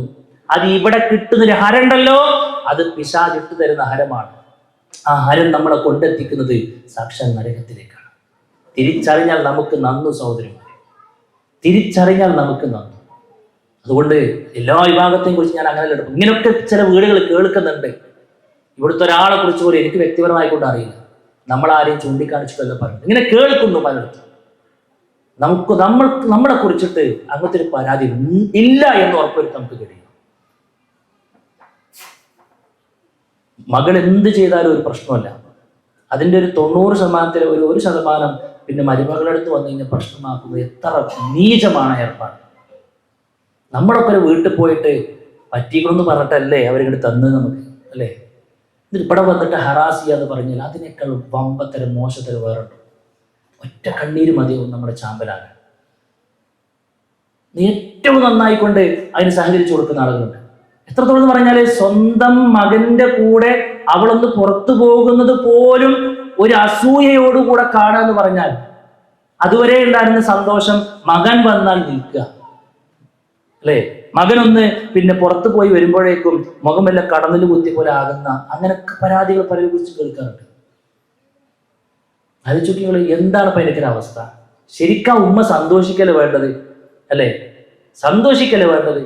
എൻ്റെ കുട്ടി മാന്യമായി ഒരുത്തിയെ കൊണ്ടുവന്ന ഏറ്റവും നല്ല രൂപത്തിൽ അവന്റെ ഒരു ഹക്ക് അവന് വീട്ടുന്നുണ്ടല്ലോ. ഈ വിഷയത്തിന്റെ കുട്ടി നാളെ നരകത്തിൽ പോകേണ്ടി വരുന്നല്ലോ എന്ന് ചിന്തിക്കുമ്പോൾ ആ ഉമ്മന്റെ മനസ്സെത്ര വിശാലമാകണം. ഒരു ഉമ്മനെ കുറിച്ച് കേട്ടു, വളരെ പോസിറ്റീവായിക്കൊണ്ട് സഹോദരി പറയുന്നത് എന്താ അറിയോ? പിന്നെ ആ സഹോദരൻ ആഴ്ചയിൽ ചില സമയങ്ങളിലൊക്കെ വീട്ടിലുണ്ടാവുള്ളൂ. ആ വീട്ടിൽ വന്നു കഴിഞ്ഞാല് ആ ഉമ്മ പറയുമല്ലോ, ഈ കാര്യമായിട്ട് ഇപ്പൊ ഒന്ന് ഇവിടെ നിന്ന് സമയം കളയണ്ട, ഈ അവന്റെ കൂടെ അവർക്ക് വേണ്ട എന്താ വെച്ചാൽ നിങ്ങൾ പുറത്തു പോകുക, കാര്യങ്ങൾ എന്താ ചെയ്ത് ഒരു പ്രശ്നമല്ല, അതിനുവേണ്ടി മോട്ടിവേറ്റ് ചെയ്യണം. എന്തൊരു സുന്ദരമായ മനസ്സാലോചിച്ചു നിങ്ങള് അല്ലെ? അങ്ങനെയാകാൻ നമുക്ക് കഴിയണ്ടേ? കുട്ടികളൊന്നും പ്രശ്നം ഞങ്ങൾ നോക്കിക്കോളാം, ഞങ്ങൾ പുറത്തു പോയി വരും എന്ന് പറയുന്ന അങ്ങനെയുള്ള ആളുകളുണ്ട്. നമ്മൾ ഏതിനുള്ളത് നമ്മളെ നല്ലോണം ആലോചിക്കണം. ഒരു കാര്യം ഉറപ്പ് പറയാം സഹോദരിമാരെ, ഈ പിന്നെ ഭാര്യ അതേപോലെ തന്നെ ഉമ്മ, അതാണ് ഇപ്പോൾ ഒരു ആളുടെ മുമ്പിൽ, ഒരു ആണിന്റെ മുമ്പിൽ എന്താ രണ്ടാളെയും നമുക്ക് എന്താക്കാൻ പറ്റൂല, പ്രയാസപ്പെടുത്താൻ പറ്റില്ല. പക്ഷെ എന്താ അറിയോ, അത് ക്ഷമിക്കുന്നതിന് കുറെ അതിരുണ്ടാവും. ഇതിങ്ങനെ പ്രയാസപ്പെടുത്തിക്കൊണ്ടിരിക്കുന്ന ഒരു ഉമ്മ ശരിക്കും എന്താ പറയുക, നഷ്ടപ്പെടുത്തി കളയണത് ഒരു മരുമകളെയല്ല, മരുമകളുടെ സുഖം മാത്രമല്ല, മകന്റെ മനസ്സിൽ ആ ഒരു തീയാണ് പിന്നെ തീക്കണലാണ് വാരിയെറിയുന്നത്. തൻ്റെ മകൻ സന്തോഷിക്കണമെന്ന് കാണുന്നുണ്ടെങ്കിൽ, ആഗ്രഹിക്കുന്നുണ്ടെങ്കിൽ ഈ ഓരോ വാക്കുകളും ശരിക്കും പോയി കൊള്ളുന്നത് ആ മനുഷ്യന്റെ മനസ്സിൽ കൂടെയാണ് നമ്മൾ മനസ്സിലാക്കുന്നത്.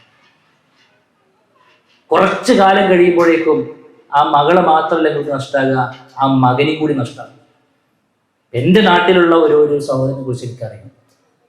2 മകനും 1 മകളുമാണുള്ളത് ആ ഉമ്മാക്ക്. എപ്പോഴും ഇവർ തമ്മിൽ വഴക്കാണ്, ഈ മരുമകളും ഉമ്മയും തമ്മിൽ വഴക്കാണ്. ഓരോ കാര്യങ്ങൾ പറഞ്ഞിട്ട്, ഓരോ കാര്യം നമ്മൾ പേഴ്സണലായിട്ട് പിന്നെ ഇടപെട്ടൊരു വിഷയം എന്ന് എനിക്ക് പറയാൻ പറ്റും. അവരുടെ കുറേ കാര്യങ്ങൾ കേട്ടു നോക്കി, ഭയങ്കര ഫാൾട്ട്, ഉമ്മാന്റെ ഭാഗത്ത് കുറേ ഫാൾട്ട്, ഈ താത്താന്റെ കുറെ കേട്ടു നോക്കി. അപ്പൊ അവരുടെ ഭാഗത്ത് കുറെ ഫാൾട്ടുകൾ പറഞ്ഞു കൊടുക്കുകയും ചെയ്തു, ഇങ്ങനെയൊക്കെയാണ് നിങ്ങൾ ചെയ്യേണ്ടതെന്ന് പറഞ്ഞു. പക്ഷെ എന്താ അറിയാം, എന്നിട്ടിപ്പോ ആ ഉമ്മ ഉണ്ടല്ലോ, ആ ഉമ്മ ഒറ്റയ്ക്ക് ജീവിക്കും, ഒറ്റയ്ക്ക്. അവർ വാടകയ്ക്ക് പോകേണ്ടി വന്നു. കാരണം എന്താ, കല്യാണം കഴിഞ്ഞ് കുറച്ചിട്ടുള്ളൂ, പിന്നെ ചെറിയ പറക്കം പറ്റാത്ത മക്കളുണ്ട് കൂടെ. മകനിക്ക് വേറെ നിവൃത്തിയില്ല. അവൾ ശപഥം ചെയ്തു, ഇങ്ങനെ വരണമെന്നുണ്ടെങ്കിൽ കുറേ കാര്യമായി തുടങ്ങിയിട്ട് പിന്നെ ഇങ്ങനെ ഓരോ അനുരഞ്ജന നയത്തിലൂടെ പലതും പറഞ്ഞു കൊണ്ടുപോകും. പിന്നെയും ഇതിനേക്കാൾ വലിയ രൂപത്തിൽ പോകുന്നു. ഇനി സഹിക്കാൻ കഴിയില്ല എന്ന് പറഞ്ഞിട്ട് ഇനി വരണമെന്നുണ്ടെങ്കിൽ നമ്മുടെ ജീവിതം ഉണ്ടാകണമെന്നുണ്ടെങ്കിൽ എനിക്ക് ഇനി അവിടെ താമസിക്കാൻ പറ്റില്ല എന്ന് പറഞ്ഞു. ഈ ചെറുപ്രായത്തിൽ കല്യാണം കഴിഞ്ഞാൽ എന്താ ചെയ്യാ, ഉമ്മായി ഒഴിവാക്കാൻ പറ്റില്ല. ഞാൻ അദ്ദേഹത്തെ ഒരു പെരുന്നാളിന് കണ്ടപ്പോൾ ഞാൻ സ്കെൽട്ടായിട്ട്, അത്യാവശ്യം നല്ല ബോഡി ബിൽഡറൊക്കെ ആയിട്ട് നമ്മുടെ മുമ്പിൽ ഇങ്ങനെ വലിച്ചിരുന്നൊരു നാളുണ്ട്. അപ്പോൾ ഞാൻ സ്വാഭാവികമായിട്ട് പെരുന്നാളിന് കണ്ടപ്പോൾ വിചാരിച്ചു, നോമ്പൊക്കെ നോട്ട് ക്ഷീണത്തിലായിരിക്കും, ഞാൻ ഉറപ്പൊന്ന് ഫിറ്റ് ആയിക്കണേ, കുമ്പൊക്കെ പോയിക്കളാൻ ഞാനിങ്ങനെ തട്ടിയതൊക്കെ ചെയ്തു നോക്കി. പക്ഷെ അതൊന്നല്ല വിഷയം. കുമ്പ പോയതും മുഖം പാടിയതും ഇതല്ല, അതിൻ്റെ ഉള്ളിലെ പ്രശ്നം ഇതായിരുന്നു. അപ്പൊ ആലോചിച്ചു, ആ മനുഷ്യൻ ഇങ്ങോട്ട് ചുരുണ്ടൊക്കെ തീയങ്ങോട്ട് തിന്നിട്ട് എന്തുകൊണ്ട് 2 പെണ്ണുങ്ങൾ പരസ്പരം ചേരേണ്ടവർ ചേരാത്തത്? അതും നമ്മുടെ ലൈഫിൽ ഉണ്ടാകരുത്.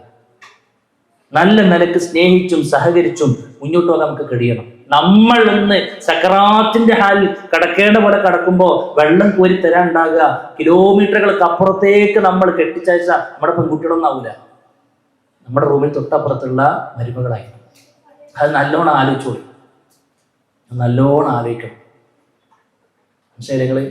ഹാവു എന്ന് നമ്മുടെ മരണം കേൾക്കുന്ന സമയത്ത് ഒരാളുടെ മനസ്സിൽ പോലും ഇല്ല എന്ന് ഉറപ്പുവരുത്താൻ നമുക്ക് കഴിയണ്ടേ? അതുകൊണ്ട് നല്ലോണം ശ്രദ്ധിക്കുക. സ്വഭാവ രംഗത്ത് ആരെങ്കിലുമൊക്കെ പ്രയാസപ്പെടുന്നുണ്ടോ എന്ന് അവനവൻ ശ്രദ്ധിക്കാം. അവനവനൊന്ന് ശ്രദ്ധിച്ചാൽ മതി.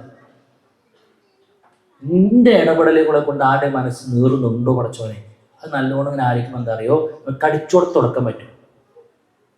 എന്താ എന്തെങ്കിലുമൊക്കെ പറ്റിപ്പോയി ഉടനത്തെ നമുക്ക് പൊരുത്തപ്പെടിക്കാൻ ഇതെന്താ അറിയാൻ ഉണ്ടാകുക, എന്താ അറിയോ, പൊരുത്തപ്പെടിപ്പിക്കാനും പറ്റാതെ അങ്ങോട്ട് പോവുകയും പൊരുത്തപ്പെടിപ്പിക്കാനും പറ്റാതെ പോകും. ഇവരൊക്കെ എപ്പോഴാണ് വരിക? ഇവരൊക്കെ നാളെ പരലോകത്തിൽ വരും. പരലോകത്തിൽ വരുമ്പോൾ അവിടെ ഒരു പൊരുത്തപ്പെടിപ്പിക്കലുണ്ടോ? അവിടെ ആരും വിട്ടു തരില്ല കേട്ടോ, അവിടെ ആരും വിട്ടു തരില്ല.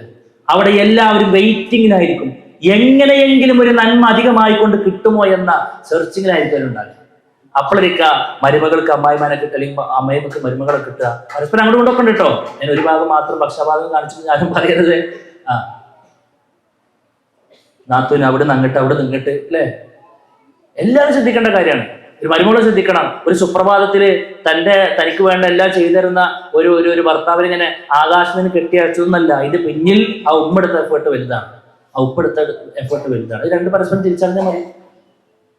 അപ്പൊ അവനവന്റെ വില പരസ്പരം തിരിച്ച് അറിഞ്ഞു കഴിഞ്ഞാൽ നമുക്ക് നല്ല നിലയ്ക്ക് ജീവിക്കാൻ പറ്റും. സഹപാഠികളോടും സഹപ്രവർത്തകരോടും സഹചാരികളോടും ഒക്കെ നല്ല നിലക്കാണോ നമ്മൾ ജീവിക്കുന്നത് മാത്രം നമ്മൾ ശ്രദ്ധിക്കണം. അതിനുവേണ്ടി ആത്മാർത്ഥമായിക്കൊണ്ട് പ്രാർത്ഥിക്കണം. എന്റെ സ്വഭാവം നന്നാക്കി തരണമേ റബ്ബേ എന്ന് ആത്മാർത്ഥമായി കൊണ്ട് പ്രാർത്ഥിക്കാൻ സഹോദരിമാരെ നമുക്ക് കഴിയണം. എല്ലാവരെയും സ്നേഹിക്കാൻ നമുക്ക് കഴിയണം. എല്ലാവരുടെ നന്മകൾ ഉൾക്കൊള്ളാൻ നമുക്ക് കഴിയണം. എല്ലാവരുടെയും പോരായ്മകൾ, അബദ്ധങ്ങൾ ഒഴിവാക്കി കൊടുക്കാൻ നമുക്ക് കഴിയണം. അത് അറിവില്ലാത്തതുകൊണ്ട് ചെയ്തതായിരിക്കും. സാധു അങ്ങനെ കണ്ട് വന്നു പോയതായിരിക്കും. എന്താ ചെയ്യുക? നമ്മൾ ശ്രദ്ധിക്കട്ടെ, ഇൻഷാല്ലാ റബ്ബോൾക്ക് പുറത്തു കൊടുക്കട്ടെ എന്ന് പറയുന്നൊരു വിട്ടുവീഴ്ച മനോഭാവം, ഒരു എന്താ പറയാ, ഒരു മാപ്പ് കൊടുക്കുന്ന ടെൻഡൻസി ഒക്കെ നമുക്ക് ഉണ്ടാകണം. ഇതെന്താ അറിയോ? ലോകത്ത് നടക്കുന്ന എല്ലാ പ്രശ്നങ്ങളും കണ്ട് ആവാഹിച്ച് എല്ലാവരോടും വെറുപ്പ്, എല്ലാവരോടും വിദ്വേഷം, എല്ലാവരോടും പക, അങ്ങനെ നീറി ആര് വേറെ ആരില്ല, ഈ വഹിച്ചുകൊണ്ടിരിക്കുന്ന ആളാണ് ഈ നീർന്നതേ. ഈ വഹിച്ചുകൊണ്ടിരിക്കുന്ന ആളാണ് ഈ നീറി ജീവിക്കുന്നത്. ഒന്ന് ചിരിക്കാൻ പോലും കഴിയാതെ ലോകത്ത് വിട പറയേണ്ടി വരിക, നരകം ഉറപ്പാക്കിയിട്ട് ഇവിടുന്ന് വിട പറയേണ്ടി വരിക എന്ന് പറഞ്ഞാൽ അത് വലിയ ഗൗരവമുള്ള വിഷയമാണ്. അതുകൊണ്ട് ശ്രദ്ധിക്കുക. സ്വഭാവത്തെക്കുറിച്ച് പറയുമ്പോൾ ഏഷണി, പരദൂഷണം വളരെ ഗൗരവമാണ്. പല ആളുകൾക്കുള്ള വീക്ക്നെസ് ആണ് ഏഷണി പറയാം. ഇന്നലെ മിനിഞ്ഞാന്ന് ഞാൻ കേട്ടു, ഒരാളൊരു അനുഭവം പങ്കുവെച്ചതാണ്. അയൽവാസി ഒരു വീട്ടിലേക്ക് വരികയാണ്. അപ്പോൾ അമ്മായിമ്മ ഹോസ്പിറ്റലിൽ കിടക്കുന്ന സമയത്ത് 37 വരികയാണല്ലോ. എന്തിനാ വരുന്നത്? രാവിലെ കാണുമ്പോൾ ഈ അമ്മായിമ്മനോടൊക്കെ ചിരിച്ച് കളിച്ച് നിൽക്കുന്ന ആള് അമ്മായിമ്മ ഹോസ്പിറ്റലാണെന്ന് ഉറപ്പുവരുത്തിയപ്പോൾ വല്ല വരിക. എന്നിട്ട് മരുമകളോട് കുശുകുശു പറഞ്ഞു കൊടുക്കുക. അമ്മായിമ്മൻ്റെ എല്ലാ നെഗറ്റീവാണ്. അറിയോ മോളെ, ഈ വിചാരിച്ച പോലും നല്ലോണം നോക്കിക്കണ്ടിട്ടോ എന്നൊക്കെ പറഞ്ഞു കണ്ടപ്പോൾ ഇങ്ങനെ ഹൈപ്പിടുക. ഇതേ ആള് മരുമകള് വീട്ടിൽ പോയി എന്ന് ഉറപ്പുവരുത്തുമ്പോൾ നേരെ വരിക. അല്ലേ, നിങ്ങളിപ്പോൾ എന്തെന്നാ വിചാരിച്ചിട്ട് ഓളിപ്പോൾ ഇതൊക്കെ ചെയ്തതിന് മറ്റേ കാര്യത്തിലാച്ചിട്ടാ എന്ന് പറഞ്ഞു കണ്ട് ആ സാധുവിൻ്റെ എല്ലാ നെട്ടും പൊട്ടൊക്കെ കളക്കണ കുറേ സാധനം കയറ്റി കൊടുക്കുക. ഏഷണി എന്നാ പറയാ. ഇതൊരു ഹരമായിരിക്കും, വലിയ വില കൊടുക്കേണ്ടി വരും. ഖബറിനരികിലൂടെ പ്രവാചകൻ ഇങ്ങനെ പോണ സമയത്തെ ഒരു ശിക്ഷ ഇങ്ങനെ കാണുകയാണ്. ഈ ആളിപ്പോൾ ശിക്ഷിക്കപ്പെട്ടുകൊണ്ടിരിക്കുന്ന പറഞ്ഞു, വഹീന്റെ അടിസ്ഥാനത്തിലാ പറഞ്ഞു. ഇങ്ങനത്തെ മനുഷ്യന്മാരുടെ സുഹൃത്തുക്കൾ ആറൊരു മണ്ണിലേക്ക് ഇറക്കി വെച്ച സ്വസ്ഥമായിക്കൊണ്ട് ഖബറിൽ കടക്കുമെന്നാണ് അല്ലാഹു റസൂൽ പറഞ്ഞത്. അല്ല, ഇന്നഹുമാ യുഅദ്ദബാനി വമാ യുഅദ്ദബാനി ബികബീർ. അവരിതാ ഇപ്പോൾ ശിക്ഷിക്കപ്പെട്ടുകൊണ്ടിരിക്കുന്നു.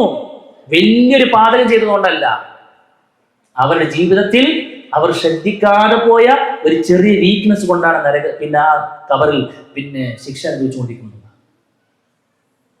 ഏഷണി പറയുന്നവർ, പരദൂഷണം പറയുന്നവർ, രണ്ട് ടീമിനും പാടെ അങ്ങനെ അടിക്കുക, അങ്ങനെ ഓരോന്ന് പറഞ്ഞിട്ട് തമ്മിൽ തെറ്റിക്കുക. ഏഷണി, പരദൂഷണം എന്ന് പറഞ്ഞാൽ എന്താ? ഒരാളുടെ അഭാവത്തിന് വേണ്ടി ഇങ്ങനെ ദൈവത്തും നബിമത്തൊക്കെ പറഞ്ഞുകൊണ്ടിരിക്കുക. അങ്ങനെയുള്ള ഒരു ഏർപ്പാട്, ഒരു വീക്ക്നെസ് നമുക്ക് ഉണ്ടാകാൻ പാടില്ല എന്നുള്ളത് വളരെ ഗൗരവത്തിൽ നമ്മൾ ശ്രദ്ധിക്കണം എന്നുള്ളതാണ് സൂചിപ്പിക്കാനുള്ളത്. മറ്റൊരു ടീമാരെന്നറിയോ? കുടുംബ ബന്ധം മുറിച്ചാണ് സ്വർഗത്തിക്കില്ല. ലാ യദ്ഖുലുൽ ജന്നത ഖാതിഉ റഹ്മിൻ. ചെറിയ കാരണങ്ങൾ പോലും ഊതി വീർപ്പിച്ച് പർവ്വതീകരിച്ച് രണ്ട് ചേരിയിലേക്ക് ആക്കുന്ന പ്രവണത സഹോദരിമാരെ വർദ്ധിച്ചു വരുന്നു ഈ കാലഘട്ടത്തിൽ. നമ്മൾ ഒരിക്കലും അതിലുണ്ടാകാൻ പാടില്ല. അവളെ മകളെ കല്യാണം വിളിച്ചുണ്ടായിട്ട് നമ്മളെ വിളിച്ചില്ലല്ലോ, ആ സാഹ തിരക്കപ്പെട്ടതായിരിക്കും. അതുകൊണ്ട് നമ്മളെ കുട്ടിൻ്റെ കല്യാണം ഓളോടും പറയണ്ട. ഇപ്പം എന്തായി? രണ്ടാളും ഒരേപോലെ ചിലപ്പോൾ സംഭവിച്ചു അല്ലേ? എന്നിട്ട് ഓളെ കാണുമ്പോൾ ബി പി കൂടുക, ഇവിടെ കാണുമ്പോൾ അവൾക്ക് ഇതാക്കുക. എന്തിനാണ് ഒരു സ്വസ്ഥമായ ജീവിതം നമ്മൾ കൊണ്ടുപോയി നശിപ്പിക്കുന്നത്? അതുകൊണ്ട് അള്ളാഹു റസൂൽ പറഞ്ഞ എന്താണെന്നറിയോ? അള്ളാഹു റസൂൽ പറയാണ്, ലൈസൽ വാസിലു ബിൽ മുകാഫി. എന്താ? പരസ്പരം പകരത്തിന് പകരം ബന്ധം ചേർക്കുന്നവനല്ല യഥാർത്ഥ കുടുംബം ചേർക്കുന്നവൻ. ഞാനൊന്ന് വീണപ്പോൾ ഓള് വന്നു, ഓള് വീണപ്പോൾ ഞാനും പോണ്ടേന്നാണ് അല്ലേ? എനിക്കൊരു പ്രയാസമായപ്പോൾ ഓളൊരു കിലോ മുന്തിരി കൊണ്ടുവന്നു, ഇപ്പൊ എന്തായാലും 1.25 കൊണ്ടാണ്ടേന്നാണ്. എന്നിട്ട് അതേപോലത്തെ മുന്തിരി തന്നെ വാങ്ങണല്ലോ. ഇനി വന്നപ്പോൾ ഞാൻ നോക്കുക മുന്തിരി കുറച്ച് കുറഞ്ഞിക്കണോന്നുള്ളത്. എന്ത് ഏർപ്പാടാണ് ഇതൊക്കെ! ആരാണ് ഈ ആദ്യ സ്വഭാവം നമ്മളെ പഠിപ്പിച്ചത്? ഇതൊക്കെ ഉണ്ട്, നാട്ടും പുറത്തിതുണ്ട്. ഈ ജാതി സ്വഭാവം കൊണ്ടൊന്നും സ്വർഗത്തേക്ക് നമ്മൾ എത്തൂല എന്നുള്ളത് നല്ലോണം ആലോചിച്ചോളൂ. അനാവശ്യമായി ഈഗോ നമ്മൾ ഒഴിവാക്കി മതി. ഇങ്ങോട്ട് കിട്ടട്ടെ കിട്ടാതിരിക്കട്ടെ, നൽകാതിരിക്കട്ടെ, നമ്മൾ കൊടുക്കാനുള്ള ഹക്ക് കൊടുക്കുക. അല്ലേ? അല്ലാഹു റസൂൽ പറഞ്ഞില്ലേ, എന്താ? നിന്നോട് ബന്ധം വിച്ഛേദിച്ചവനോടും നീ അങ്ങോട്ട് ബന്ധം ബന്ധപ്പെട്ടുകൊണ്ടിരിക്കുക, ചേർത്തിക്കൊണ്ടിരിക്കുക എന്ന. നിനക്ക് നൽകാത്തവനക്ക് നീ കൊടുക്കുക എന്ന. എത്ര കൃത്യമാണ് അള്ളാഹു റസൂലിന്റെ നിലപാട്. അതുകൊണ്ട് അത് ഏറ്റെടുക്കാൻ നമുക്ക് കഴിയേണ്ടതുണ്ട് എന്നുള്ളതാണ് സൂചിപ്പിക്കുന്നത്. പിന്നെ കുടുംബത്തിൽ ഹീനത കൂട്ടി നിൽക്കുന്ന ആരൊക്കെയുണ്ടോ ഒരു സ്വർഗത്തിക്കില്ല. അള്ളാഹു റസൂൽ പറഞ്ഞു, പിന്നെ സലാസത്തും ലാ യൻദുറുല്ലാഹു അസ്സ വജല്ല ഇലൈഹിം യൗമൽ ഖിയാമ. 3 കൂട്ടർ റബ്ബ് നാളെ പരലോകത്ത് കാരുണ്യത്തിന് നോട്ടം നോക്കൂല എന്ന് പറഞ്ഞ ഒരു ടീം ആരാന്നറിയോ? വദ്ദയ്യൂസ്, കുടുംബത്തിൽ ഹീനത കൂട്ടി നിൽക്കുക. എന്താ, നമ്മളൊക്കെ ഭയങ്കര പർദ്ദയും മഫ്തി എല്ലാം ഉഷാറാണ്. മോളോ എല്ലാ ദിവസവും രാവിലെ ഇങ്ങനെ വൈറ്റ് വാഷൊക്കെ കഴിഞ്ഞ് പിന്നെ കാവ്യൊക്കെ ഇട്ട്, ഞാൻ ഉദ്ദേശം മനസ്സിലാണ്ടോന്ന് ഇരിക്കണം, വൈറ്റ് വാഷൊക്കെ അടിച്ച് കാവ്യൊക്കെ ഇട്ട്, ചുവപ്പ് കാവ്യൊക്കെ ഇട്ട് അല്ലേ, ഫുള്ള് 37 നിക്കാബൊക്കെ ഇട്ട് കയ്യൊക്കെ മറിച്ചിറക്കണം. നേരെ ഇത് ഇതിന്റെ പള്ളയിൽ തന്നെ പോകുന്നതാണെന്ന് ചിലപ്പോൾ തോന്നും. രാവും പകലും വ്യത്യാസം. അവള് കുട്ടിയല്ലേ എന്നാ പറയാം. ആ കുട്ടിയാകും വേറെ തന്നെ കൊണ്ടുപോകുമ്പോൾ നരിച്ചിട്ട് കുട്ടീനെ കൊണ്ടുപോയി പറയാം. ബാക്കി കണ്ടട, നോക്കിക്കട, എങ്ങനെടാ അല്ലേ. ഇതൊരു പ്രദർശന വസ്തുവായിട്ട് കൊണ്ടുനടക്കണ അഭിമാനം കൊള്ളുന്നു. എന്തൊക്കെ ചെയ്ത് കഴിഞ്ഞാലും പിന്നെ അതിൽ ഓവർ കോൺഫിഡൻസ് കാണിച്ച് കുട്ടികളെ വഷളാക്കുന്ന ഒന്നുമാണ് നമ്മൾ ആ കൂട്ടത്തിലുണ്ടാകും. മുളയിലെ നുള്ള നമുക്ക് കഴിയണം. ചെറുപ്രായത്തിൽ തന്നെ നമ്മുടെ കുട്ടികൾ അങ്ങനത്തെ ഒന്നും പഠിക്കണ്ട. നമുക്ക് ഒരുപാട് പരിമിതികളുണ്ട്. ഇപ്പൊ നമ്മൾ വീട്ടിലെത്ര കൺട്രോൾ ചെയ്ത് കഴിഞ്ഞാൽ ചിലപ്പോൾ വലിയ കുടുംബമൊക്കെ ആണെന്നുണ്ടെങ്കിൽ പിന്നെ മറ്റോടത്ത് പലതും പിന്നെ അവിടെ ഇവിടെ പോയിക്കൊണ്ട് പലതും കണ്ടും പഠിച്ചൊക്കെ വരും സ്കൂളിൽ മറ്റൊക്കെ. എന്നാലും നമ്മൾ ശ്രദ്ധിക്കണം, നമ്മുടെ അടുത്ത് നിന്നാകരുത്. അതിന് അവൾക്ക് ലൈസൻസ് കിട്ടിയിട്ടുണ്ടാകുക. സാധാരണ നമ്മുടെ നാട്ടിൽ പറയും സെഞ്ചിന്റെ ബാക്കിയിലെ പൊക്കണം എന്ന് പറയും അല്ലേ. സെഞ്ചിന്റെ ബാക്കിയാണ് പൊക്കണം എന്ന് പറയും. ടാങ്കിയിലുള്ളതേ ടാപ്പ് കൂടെ വരുള്ളൂ എന്ന് പറയും അല്ലേ. ഒരു കുട്ടി ഇങ്ങനെ സദസ്സ് വന്നപ്പോൾ ഇങ്ങനെ ഭയങ്കര തെറി പറയാം. ചെറിയ കുട്ടികളൊക്കെ എന്ത് കണ്ടതും കേട്ടത് കുളിച്ചു പറയും. കുറച്ചൊരു പക്കത്ത് വന്നൊരു കുട്ടിയെ തെറി പറഞ്ഞപ്പോൾ ഉമ്മ അങ്ങനെ ഞോണ്ടിയിരുന്നതാണ്. ഒരാൾ കൈ പിടിച്ചു, അനക്ക് എൻ്റെ ചെറിയക്കാണ് ആദ്യം കിട്ടേണ്ടത്. എന്താ, ഇവളും പെരഞ്ഞതൊക്കെ തന്നെയാണ്. പിന്നെ ഇവൾക്കൊരു എക്സ്ട്രാ പക്ക തന്നെ എന്ത് പുറത്ത് പോയി കഴിഞ്ഞാൽ പറയുകയാണെന്നത്. ആ പക്കതേക്ക് ഓളെത്തുമ്പോൾ അവൾ നിർത്തിക്കോളും അല്ലേ. അതാണ് അവസ്ഥ. കുടുംബത്തിൽ ഹീനതക്ക് കൂട്ടുനിൽക്കുന്ന ദയ്യൂസുകൾക്ക് സ്വർഗമില്ലെന്ന് റസൂൽ കരീം സ്വല്ലല്ലാഹു അലൈഹി വസല്ലം പറയും. ന്യായീകരിച്ച് ഒപ്പിച്ചതൊന്നും കാര്യമില്ല കൂട്ടരെ. കാലഘട്ടത്തിന്റെ തുടിപ്പും എടുപ്പും നമ്മൾ ശരിക്കും പഠിക്കണം. ഇത് എവിടുക്കാണ് ഈ സാധനം പോകുന്നത്? ലിബറൽ ചിന്താഗതികളൊക്കെ നമ്മുടെ കുട്ടികൾക്ക് ഇങ്ങനെ വന്നുകൊണ്ടിരിക്കുകയാണ്. പൊരുത്തി നാൾ കണ്ട് ക്യാമ്പസിൽ പിന്നെ ഒരു വാർത്താ മാധ്യമ പ്രവർത്തകർ വന്നുകൊണ്ടെങ്കിൽ ചോദിക്കുമ്പോൾ പിന്നെ ഇതൊക്കെ പാടെ അഴിച്ചിടക്കണം നമുക്ക് നല്ല ആഗ്രഹമുണ്ട്. പക്ഷെ എന്താ ചെയ്യുക, പഴഞ്ച നിയമങ്ങളല്ലേ നമ്മളെ നയിച്ചുകൊണ്ടിരിക്കുന്നതാണ്. ഒരു മുസ്ലിമത്തായ വാപ്പാൻ്റെ ഉമ്മാൻ്റെ കുട്ടിയല്ലേ ഇപ്പൊ പറഞ്ഞത് അല്ലേ. അതിൻ്റെ ഒക്കെ എന്തായാലും ഒരു ഒരു ഒരു ചെറിയ ഡോസ് പിന്നെ പെരയിൽ കാണാതെ നിൽക്കും. അവിടെ തിരുത്തേണ്ട സാധനമല്ലേ അതൊക്കെ. അവിടെ എന്താ അറിയോ, മതനിരാസം പോലും വളരെ ഉഷാറായിക്കൊണ്ട് പിന്നെ നമ്മുടെ നാട്ടിലൂടെ പോകുമ്പോൾ അതിനൊക്കെ പച്ചക്കൊടി കാണിക്കുന്ന ഒരു സാഹചര്യം നമുക്ക് ഒരിക്കലും ഉണ്ടാകാൻ പാടില്ല എന്നുള്ളതാണ് സൂചിപ്പിക്കാനുള്ളത്. മറ്റൊന്ന്, സ്വർഗ നഷ്ടമാക്കുന്ന നമ്മുടെ അഹങ്കാരമാണ്. കിട്ടിയത് ഒരിക്കലും നമ്മൾ അഹങ്കരിക്കുന്നത്. ഒക്കെ പടച്ച് നമുക്ക് തന്നതേ ഉള്ളൂ എന്ന് നമ്മൾ വളരെ ഗൗരവത്തിൽ ശ്രദ്ധിക്കുക. മറ്റൊരു കാര്യം, വേഗത്തിൽ ഓടിച്ചു പോകുന്ന സമയം വൈകിയതുകൊണ്ട് ശാപ വാക്ക് അധികരിപ്പിക്കുന്ന ആളുകളാണ്. തൊട്ടതിനും പിടിച്ചതിലൊക്കെ ശപിക്കുന്ന പ്രവണത നമുക്ക് ഒരിക്കലും ഉണ്ടാകാൻ പാടില്ല അല്ലേ. നമ്മുടെ അടുക്കളയിൽ ഇനിയൊന്നും ശപിക്കപ്പെടാത്തതായിക്കൊണ്ട് ബാക്കി ഇല്ലാത്തൊരു സാഹചര്യമാണ് പലപ്പോഴും പല വീടുകളിലുള്ളത്. നമ്മുടെ വീടുകളിൽ ഉണ്ടാകാൻ പാടില്ല. നമ്മൾ ദേഷ്യപ്പെട്ടിരിക്കുമ്പോൾ ഒരു കോഴിക്കൽ വരാൻ പാടില്ല, ഒരു പൂച്ചക്ക് വരാൻ പാടില്ല. അതിനൊക്കെ ചീത്ത പറഞ്ഞിട്ടും അതിനൊക്കെ പ്രാഗി പറഞ്ഞിട്ടും അല്ലെ. രാവിലെ തിരിച്ചു കണ്ട് ഇങ്ങനെ അടിക്കുന്ന സമയത്ത് ആ സ്റ്റവ് ഒന്ന് ഓണാകാതിരുന്നാൽ അതിന് പറയുക. ഇങ്ങനെ എല്ലാറ്റിനും പ്രാഗി പറയുന്നവർ നരകം എരന്നു വാങ്ങുന്നവരാണെന്ന് റസൂൽ കരീം സ്വല്ലല്ലാഹു അലൈഹി വസല്ലം. അതുകൊണ്ട് വളരെ ഗൗരവത്തിൽ ശ്രദ്ധിക്കുക. മറ്റൊരു പ്രധാനപ്പെട്ട കാര്യമാണ് ഭർത്താക്കന്മാരെ അനുസരണക്കേട് കാണിക്കുക, നന്ദികേട് കാണിക്കുക എന്ന് പറയുന്നത്. ലോകത്തിലൊരു സഹോദരി ഏറ്റവും കൂടുതൽ ബഹുമാനിക്കേണ്ടത് അവളുടെ ഭർത്താവിനെയാണ്. അല്ലാഹു റസൂൽ കഴിഞ്ഞാൽ പിന്നെ ഏറ്റവും കൂടുതൽ പിന്നെ ബഹുമാനിക്കേണ്ടത്, ആദരിക്കേണ്ടത്, അനുസരിക്കേണ്ടത് സ്വന്തം ഉപ്പാനും ഉമ്മാനേക്കാൾ കൂടുതൽ സ്ഥാനം ഒരു പെണ്ണിന് ഇസ്ലാം നൽകിയിട്ടുള്ളത് ആണിനാണ്. അതുകൊണ്ട് അത് നമ്മൾ കൊടുക്കുന്നുണ്ടെന്ന് വളരെ ഗൗരവത്തിൽ ശ്രദ്ധിക്കണം. പല ആളുകൾക്കൊക്കെ ആ വിഷയത്തിൽ പലപ്പോഴും പിശാച് അവരങ്ങനെ പിന്നാലെ കൂടിയിട്ടുണ്ട്. കിട്ടുന്ന കാലത്തൊക്കെ ഭയങ്കര അനുസരണയായിരുന്നു. ടാക്സിറ്റ് ഗൾഫായതോടുകൂടെ ഒക്കെ തീരുമാനമായി. ഇപ്പൊ മുമ്പത്തൊന്നും ഇല്ലല്ലോ അല്ലേ. ഇനിയിപ്പോ ഒന്നും കിട്ടാനില്ല. ഇപ്പൊ ചണ്ടി അയക്കണേ. ഇപ്പൊ ആകെയുള്ളത് കുറച്ച് ഷുഗറും കൊളസ്ട്രോളും പ്രഷറും മറ്റും മറിച്ചൊക്കെയാണ്. അപ്പൊ ഇനിയിപ്പോൾ അത് അങ്ങനെ സേവിക്കുമ്പോൾ നമ്മുടെ ഒരു ഔദാര്യമായിട്ട് ചെയ്യാണ്. മൂപ്പർക്കും വിചാരിച്ചു ഇനിയിപ്പോൾ എന്തായിരുന്നാലും പിന്നെ വല്ലാതൊന്നും പഴയ പോലെ വോയിസ് എടുക്കാൻ പറ്റില്ല, കാരണം ഗുളിക അടക്കം ചിലപ്പോൾ മാറും അല്ലേ. ഇപ്പൊ വെള്ളമൊക്കെ ഇതിൽ പലതും ഇട്ട് കൊടുക്കണ കാലല്ലേ അല്ലേ. അപ്പൊ ഇനിയിപ്പോൾ എന്തൊക്കെയാണ് ഉണ്ടാകുമെന്ന് പറയാൻ പറ്റില്ല. ഇൻസുലിൻ എന്ന് പറഞ്ഞാൽ വേറെ തന്നാലും വിചാരിച്ചുകൊണ്ട് ചിലപ്പോൾ ഒരു അടിമ ജീവിതത്തിലേക്ക് ഭർത്താക്കന്മാർ പോയിട്ടുണ്ടെങ്കിൽ അതിൽ ഇവിടെ നമുക്ക് വലിയൊരു ഡൊമിനൻസ് ഒക്കെ ആയിരിക്കും, വലിയൊരു സംഭവം തോന്നിയിരിക്കും. നരകം മെരന്ന് വാങ്ങലാണെന്ന് റസൂൽ കരീം സ്വല്ലല്ലാഹു അലൈഹി വസല്ലം.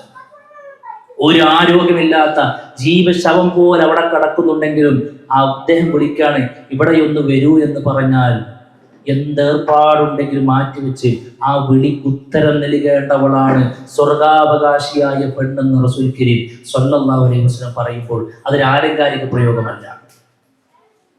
അത് ഭർത്താവിന് കിട്ടിയോന്നുള്ള നോക്കിയിട്ടൊന്നല്ല. ഭർത്താവ് എന്ന ആ ഒരു മഖ്ലൂഖുണ്ടല്ലോ, അവരെ നമ്മൾ അങ്ങനെ തന്നെ കാണണം. നല്ലോണം ശ്രദ്ധിക്കണമെന്നുള്ളതാണ് സൂചിപ്പിക്കാനുള്ളത്.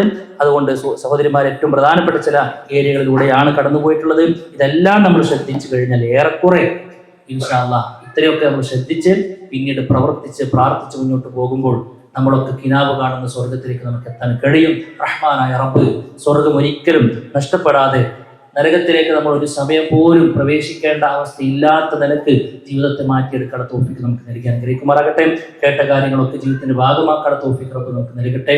എന്തൊരു പ്രശ്നമുണ്ടെങ്കിൽ ഇൻഷാ അല്ലാഹ് മാറുന്നതോടുകൂടി ഇത്രയും കാലം ചെയ്തതിനൊക്കെയുള്ള പരിഹാരം അതായി എന്നതാണ് സത്യം. ഒരു പാപത്തിന് തൗബ ചെയ്ത ഒരാള് പാപം ചെയ്യാത്തവരെ പോലെയാണെന്നാണ് അല്ലാഹു റസൂൽ പറഞ്ഞത്. എങ്കിൽ ഇൻഷാ അല്ലാഹ് ഇതൊക്കെ കേൾക്കുമ്പോൾ ഇത്രയും കാലം ചെറുപ്പത്തെ അബദ്ധത്തിലായിരുന്നു തോന്നുന്നുണ്ടെങ്കിൽ അൽഹംദുലില്ലാ അങ്ങനെ തന്നെയാണ് നമുക്ക് തോന്നേണ്ടത്. റബ്ബിനോട് ഏറ്റു പറയുക, ഒരു നല്ലൊരു ജീവിതം കെട്ടിപ്പടുക്കുക, റബ്ബിനോട് തൗഫീഖിന് വേണ്ടി ചോദിച്ചുകൊണ്ടേയിരിക്കുക. അല്ലാഹു സുബ്ഹാനഹു വ തആല നമ്മുടെ എല്ലാവിധ പാപങ്ങളും പുറത്തിരുമാറാകട്ടെ, നന്മകൾ സ്വീകരിക്കുമാറാകട്ടെ. ഒരുപാട് കാലം ഇനിയും നന്മയിൽ തുടരാനുള്ള തൗഫീഖ് റബ്ബ് നൽകട്ടെ. മരിക്കും വരെയൊക്കെ ഈമാനിൽ അടിയുറച്ച് നിൽക്കുന്ന തൗഫീഖ് റബ്ബ് നമുക്ക് നൽകി അനുഗ്രഹിക്കുമാറാകട്ടെ. ഇതുപോലെ അവരുടെ ജന്നാത്തുൽ ഫിർദൗസിൽ ഒരുമിച്ചിരിക്കാനുള്ള തൗഫീഖ് റബ്ബ് നൽകട്ടെ. ഹദാ ഹുവ ഇൻദി വല്ലാഹു അലം ബിസ്സവാബ്. വആഖിറു ദഅവാനാ അൽഹംദുലില്ലാഹി റബ്ബിൽ ആലമീൻ. സുബ്ഹാനകല്ലാഹുമ്മ റബ്ബനാ ബിഹംദിക അശ്ഹദു അൻ ലാ ഇലാഹ ഇല്ലാ അൻത അസ്തഗ്ഫിറുക വ അത്തൂബു ഇലൈക്.